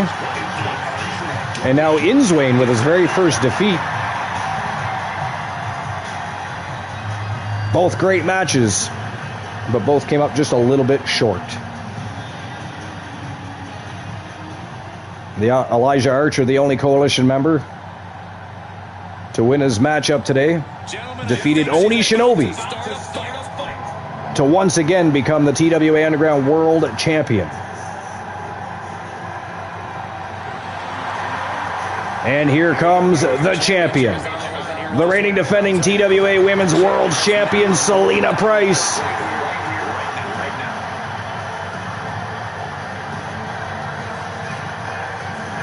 From Team Ace Hunter.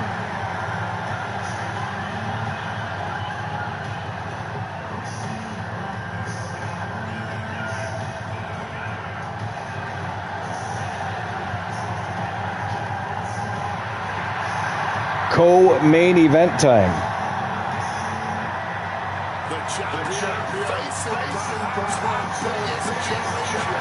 An I Quit match for our co-main event.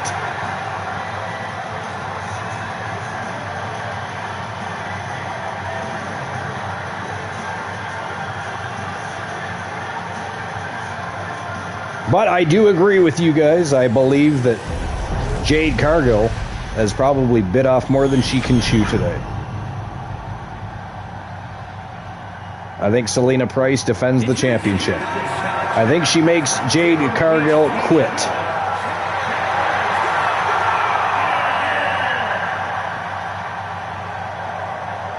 Jade cashing in her contract case here.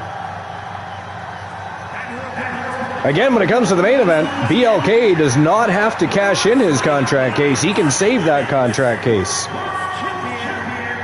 Because he is also the #1 contender in the rankings. So it should be interesting to see what he chooses to do with that. I mean, if I were him, I would use my #1 contendership because, you know, if you lose a match thereafter, you're not the #1 contender anymore.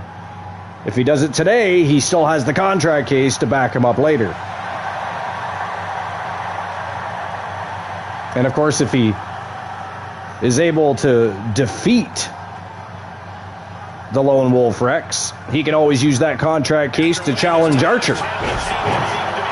Or maybe he goes and challenges El Grande Canadiano. What in the hell was Selena Price doing right there? She landed with nobody home, nobody even close to home, and Jade Cargill taking full advantage here.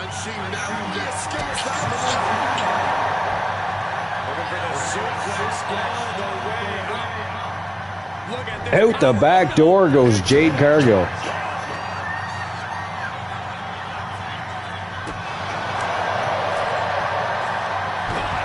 A fine display of striking there by Selena Price.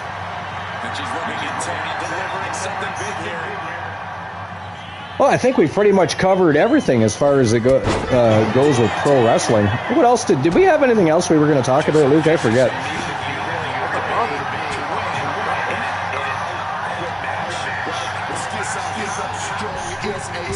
I know Moon talked about what he wanted to discuss with House of Glory.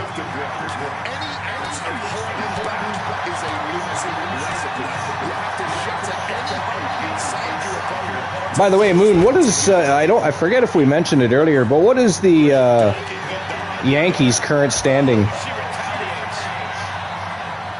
in MLB right now? Oh, he's Moondini'd. He has Moondini'd. We'll have to wait for that answer.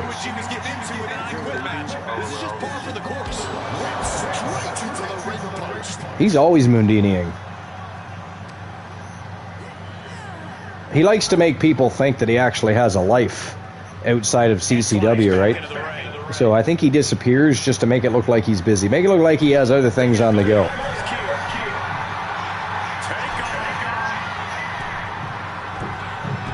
Oh, Jesus Christ. Missed the mark again. I don't even know what she was attempting to do there, but she landed herself right on the unforgiving floor. And again, Jade Cargill taking full advantage of the opportunity here. Nice reversal by the champion, though.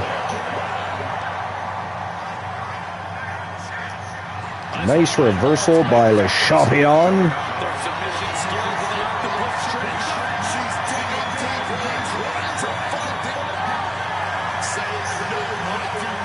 I still don't understand why there was no entrances in the 3 stages of Hell match. Are there no entrances for that match? Was there? I don't know what's going on then. That was weird. That was weird. You must have to turn them on, perhaps. Because for whatever reason, we did not have... We had entrances with every matchup today except for that one. Goddamn video production people. How dare they?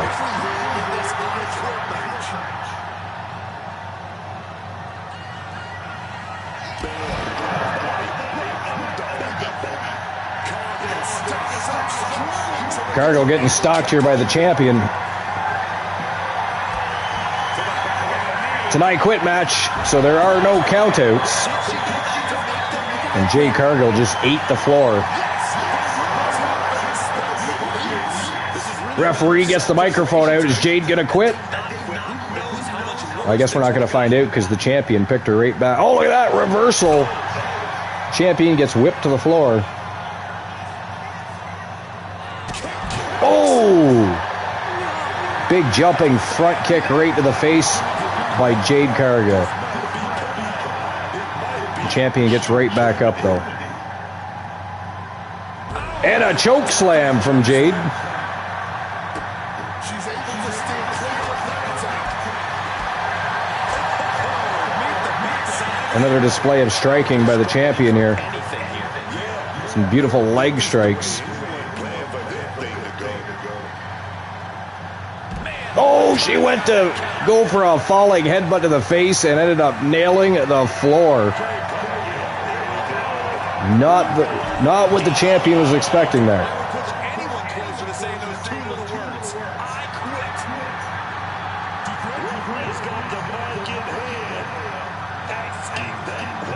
Not a chance Selena Price is quitting. May as well put that back in your pocket there, ref. It's not going to happen. Not right now, anyways. She will not just roll over and quit this match for Jade Cargill. She said no. She is not quitting.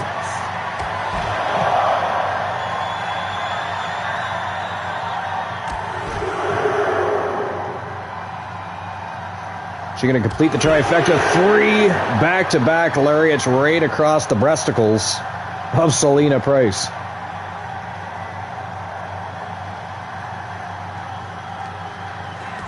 That cannot feel very good, by the way.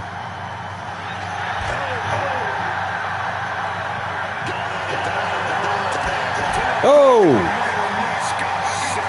Lariat right to the back of the head of Jade Cargill by the champion.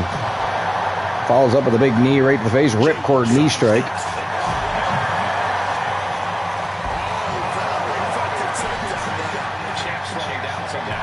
Jade going up to the top turnbuckle here. Air Cargill ready to take flight, and a big flying lariat all the way down to the floor takes out the champion.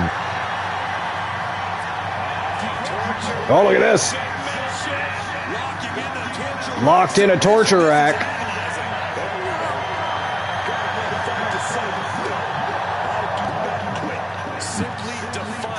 I don't know if she refused to quit there or Jade just let her go to continue to lay a beating on the champion. Oh! Another big boot to the face. Selena Price is going to need some rhinoplasty when this match is over. That is the second time she's received that big boot to the face. Uh-oh. Oh! Oh, good God.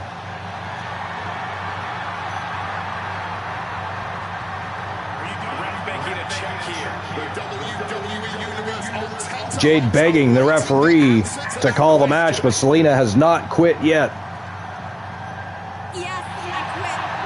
What? Wow! No fucking way. What is going on today? Things are happening today you just don't expect. But ladies and gentlemen, the winner of the match and your new TWA World's Champion, Jade Cargill. I believe, is Jade Cargill under Boss Apollo's management? I forget. I think she is too. Unless he released her, I can't remember. So potentially representing Team Boss Apollo. That or she might be a free agent, I'm not sure which. But we have a new Women's World Champion. Holy hell. Here we go, it's main event time. The best 2 out of 3 falls for the TWA World's Heavyweight Championship. BLK versus the Lone Wolf Rex. It is next It is last, but it is next. Here we go. And again, he does not have to cash in that contract case because he is also the #1 contender. So whereas Jade Cargill cashed hers in, and successfully, I might add, BLK does not have to do the same. So he can walk out of here. I mean, if he completes his agenda and things go his way, he can walk out of here as the new TWA World's Heavyweight Champion and the contract case holder, which means he could turn around and challenge El Grande Canadiano. He could challenge the one Elijah Archer. I mean, for that matter, he can challenge any champion. TWA contract cases aren't for any one title specifically. They can challenge any champion they want. With exception of the tag team champions, of course.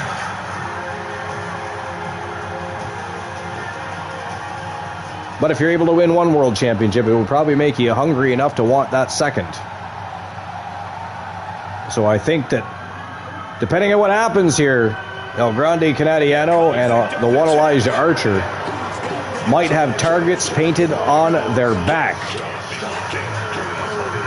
And here he comes representing Team Rex HCC.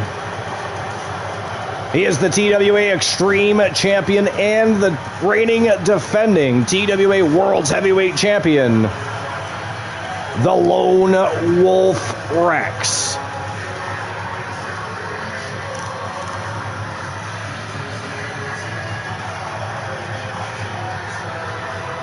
What a crazy day. I did tell you it was going to be a spectacle today. I mean, there's been a lot of strange things going on today, but it's been one hell of an epic thrill ride, to say the least.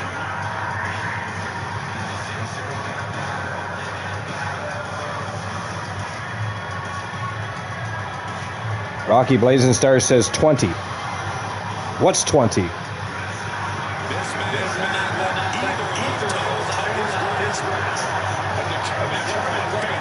What is 20? I don't know what it is you're talking about.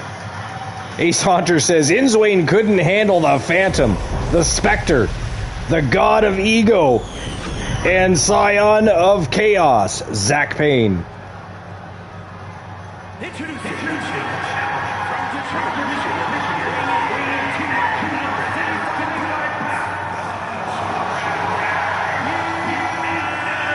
The Dragon, BLK. You got 20 on blackjack. Oh, okay, gotcha. Gotcha. I didn't even see that. You could have fucking said that. Just saying. I mean, how do we know if we're not paying attention because we're watching a match, because it's the main event, right? You got BLK, you've got the Lone Wolf Rex. We're not watching chat at the moment. We are watching what's going on in the squared circle. So you could have just led with that. I got 20 in blackjack, guys. Not just 20. 20 millimeters of rain? I don't know. Hardcore Country Luke says TWA for life. All right, here we go. Championship officially on the line. Let's rock and roll. BLK starting off quick. Ooh. The Lone Wolf Rex returns with a big right hand. BLK backing him up to the corner. Ooh. Referee backs off BLK. The Lone Wolf Rex, though, with a dirty kick right to the midsection. Ref gave him a warning.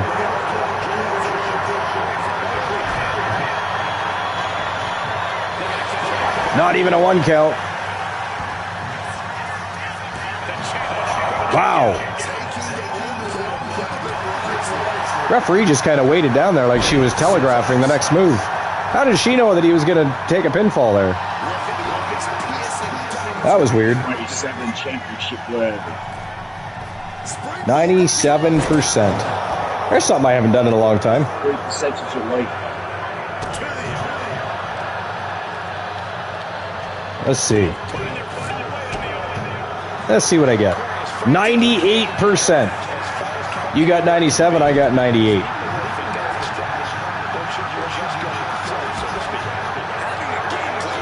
Let's try the extreme. 100% extreme championship worthy. I mean, Archer might look nice with the extreme championship around his waist. He could be the TWA Underground World Champion and the Extreme Champion. That'd be kind of fun.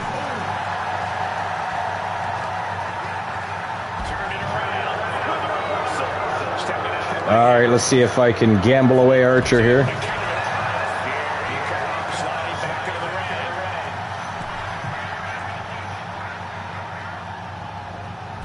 %. So Archer was not cursed to the cellophane. So far, the only person cursed to the cellophane, I believe, is Mad Dog, and that match has yet to happen. It will definitely be happening in the near future, however. Oh! Landed him face first on the unforgiving floor. A 1 count only out of that. Holy hell.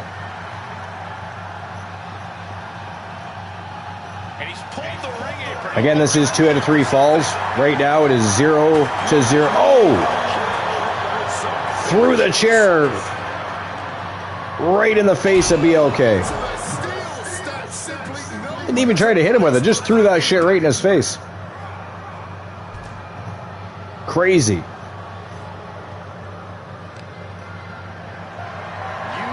The strength of the Lone Wolf Rex deadlifting BLK off the floor. And a military press drop right on his stomach.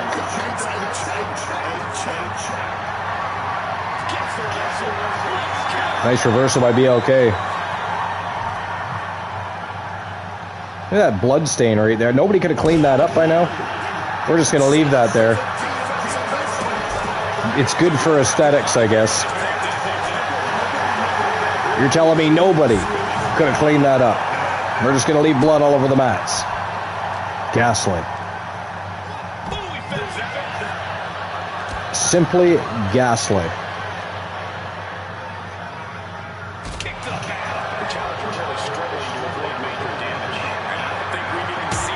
Oh, he was going to nail him with a guitar. BLK got back to his feet just in time. Tosses the champion right into the barricade. Nice jab. Somebody else in TWA that has pinpoint accuracy striking is BLK. Oh, look at this. Yo!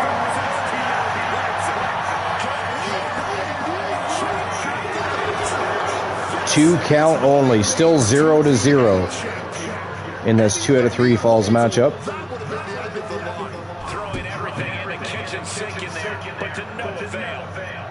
BLK stalking down the champion.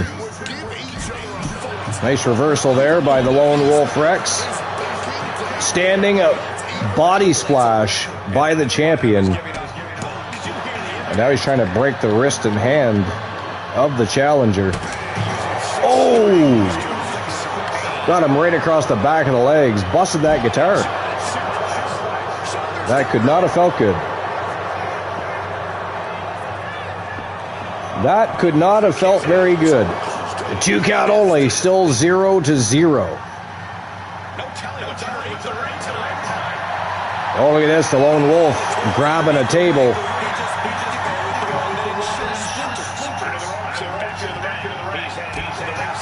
Turned his back on the wrong person. Stayed in control, though.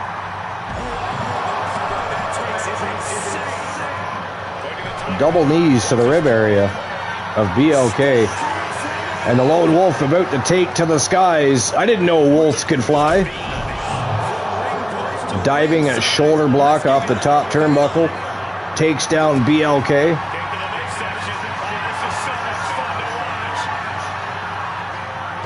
Wow.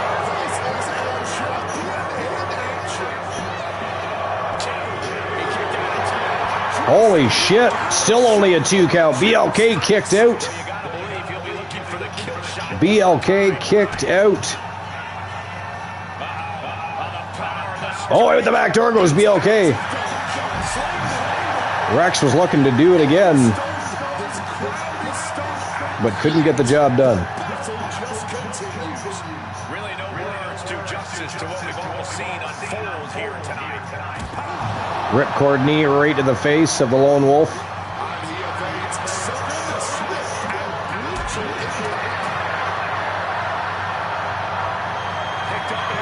Oh, big power bomb.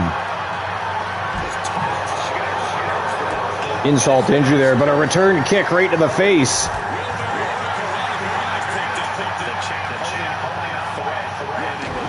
Oh, busted him open. The champion is busted open after eating the post that BLK fed him.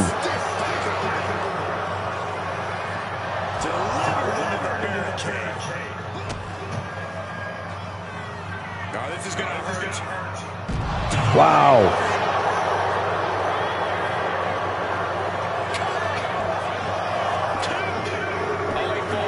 One to nothing for the champion.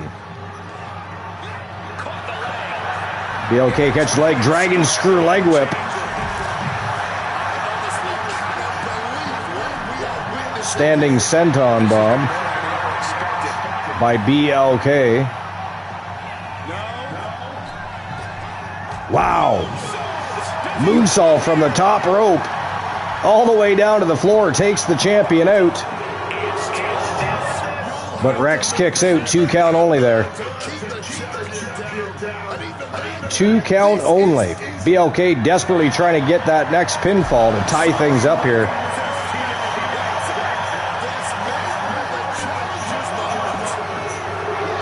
Oh, he kicked out again.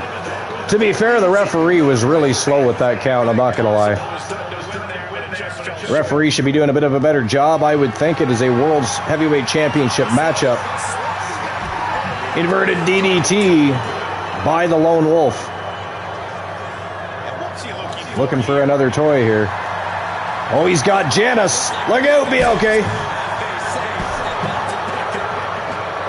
He tried to evade it, but ended up getting nailed. He got nailed again.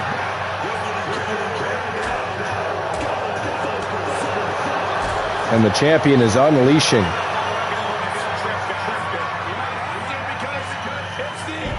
Wow. Goddamn. And ladies and gentlemen, that is it. That is all by a score of 2 falls to 0. The winner of the best 2 out of 3 falls matchup, and still your TWA World's Heavyweight Champion. Representing Team Rex HCC, it is the Lone Wolf Rex. Wow. Well, it's a good thing he didn't have to cash in that contract case. It is a good thing, because he's definitely going to want a rematch. Or maybe he goes after a different champion. You never know. Who knows? We're going to find out in the near future. Wow. All right, let's have a look at what happened throughout the course of the day, shall we? We started off with an absolutely phenomenal 4-on-4 elimination matchup. No DQs, no countouts. Anything goes. And it was Team Boss Apollo's Public Enemy taking out Team Rocky Cross's Nexus. Next, it was Novaside retaining her TWA Speed Championship against Amber Sky. Luke Ballmer beat Dropkick Murphy, a member of the Coalition, 2 straight stages to defeat Dropkick Murphy. And of course, that makes Luke Ballmer the new TWA Underground contract case holder. Up next, it was Charlotte Flair shocking everybody by dethroning the longtime reigning 262-day reigning TWA Underground submission champion. Her reign ends there, and Charlotte Flair's reign begins. Next, it was Sky Sin defeating Alexa Bliss. Something nobody's been able to do in a hot minute. and dethroning her to become the new TWA Underground World Champion. Then it was the one Elijah Archer after months and months of trying to get back to a rematch with Team Oni Shinobi FU and his Demon Ninja, Oni Shinobi. It was Elijah Archer picking up the big W inside Hell in a Cell to become the new TWA Underground World Champion.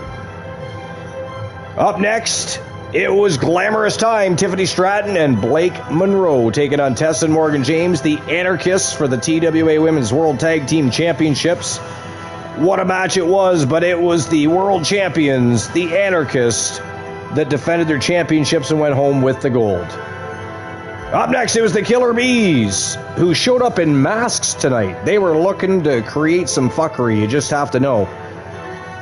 The Killer Bees took on TDL, the best tag team in TWA history. 271 days reigning and defending, and that reign continues because they retained their gold and won the TWA Underground World Tag Team Championships from the Killer Bees. They are Triple Crown Tag Team Champions right now because they are also the TWA Speed Tag Team Champions. So they hold 3 Tag Team Championships at one time, and Mufasa, who is also 165-day reigning defending TWA Underground Submission Champion, meaning he holds 4 championships. He is for the second time a Grand Slam champion.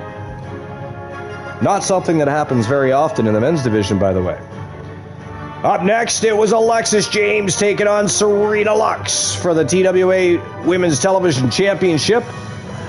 I mean, I went to the facilities and a brief stop by the concession stands, and before I was able to return to the broadcast booth, it was over, and Serena Lux retained her championship. I'm going to have to go back and watch that. I have no idea what happened.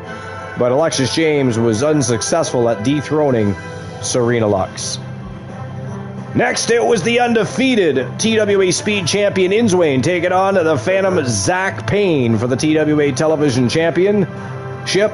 But it was the Phantom Zach Payne that was able to not just retain his championship gold, but hand Inswain his very first loss of his career. Again, it was not a double championship matchup, so Inswain is still reigning defending TWA Speed Champion, but what a great match it was. In the co-main event, it was Jade Cargill taking on the reigning defending champion Selena Price. It was an I Quit match. Jade cashed in her contract case, and it was successful as she was able to dethrone and make Selena Price quit to become the new TWA Women's World's Champion. Last but not least, BLK, contract case holder and #1 contender to the Lone Wolf Rex's TWA World's Heavyweight Championship, did not cash in his case, but took advantage of himself being the #1 contender to challenge for the TWA World's Heavyweight Championship, but in a final score of 2 falls to none in the 2 out of 3 falls matchup, it was the Lone Wolf Rex that retained his championship and went home with his gold. Congratulations to the Lone Wolf Rex, who, by the way, is still a double champion himself. He is also the TWA Extreme Champion. But look out! I mean, in the chat room today, I was able to get 100% Extreme Championship worthy. How much fun would it be to watch the one Elijah Archer challenge the Lone Wolf Rex for that TWA Extreme Championship? Whether or not that happens is yet to be seen. We'll have to wait and find out. We have no idea what Elijah Archer's plans are. I mean, according to the IWC and many rumors floating around the professional wrestling world, apparently Elijah Archer, Dropkick Murphy, and MJF has been talking to Inswain about potentially joining the coalition. That is not confirmed, by the way. We actually don't know the truth behind that story, but that's what people are saying. Will it happen? We're going to have to wait and find out. But, ladies and gentlemen, what an absolutely fire spectacle of a stream preview was Battle of the Brands. It was a great time as usual. Fantastic matches, starting with the tone setter of the day. Didn't matter to me who won that match. It was one hell of a fucking matchup. A great way to start the show. A hell of a tone setter. Public Enemy, of course, did defeat the Nexus, but great matches today, great championship matches. We had a contract case up for grabs today. A lot happened, so if you showed up to the show late and you have to watch the rest of the matches, make sure you go back and watch the VOD. You don't want to miss out. It was an absolutely amazing show. And that is it. That is all for episode number 726. Battle of the Brands is in the books. Next weekend, it will be the first stream preview for TWA's Lucha Libre Mundo, so you don't want to miss all the high-flying action that's going to go down at their very first stream preview. It is going to be another thrill ride, another spectacle. But before that takes place, you can look forward to Lucha Libre Mundo probably going live tomorrow, so stay tuned. Keep your eyes peeled on the TWA Discord. I will let everybody know for sure either later tonight or I'll wait till tomorrow. Maybe I'll just surprise everybody. But I do plan on running Lucha Libre Mundo tomorrow. That'll be episode number 727. 727. But yeah, great show. Appreciate everybody for being here as always. You guys are always fucking awesome. You guys are TWA, hands down. You guys make TWA what it is. Storylines, involvement, championship booking ideas. I mean, the storylines and characters are just phenomenal, and you guys are all the big reason why TWA is doing so well on YouTube. We're still at 905 subscribers on YouTube. We're looking to build on that, so make sure you share, make sure you like. Well, I mean, share if you want to, but like and subscribe. Tell your friends, tell your family members. They don't want to miss it on TWA. The hottest promotion in professional wrestling. They do not want to miss out. But it is that time of day, folks. I hope you enjoyed today's stream preview as much as Luke, Moon, and myself did. It was a blast of a time. I really enjoyed it. Yeah, it was a lot of fun. As usual, we always try to raise the bar. But it is that time of day. You don't have to go home. But Moon and Luke, what do they have to do? Get the fuck out of my channel. Get the fuck out of my channel. Goodbye. See you later. Au revoir. Abiento. Sayonara. Get the fuck out. Goodbye.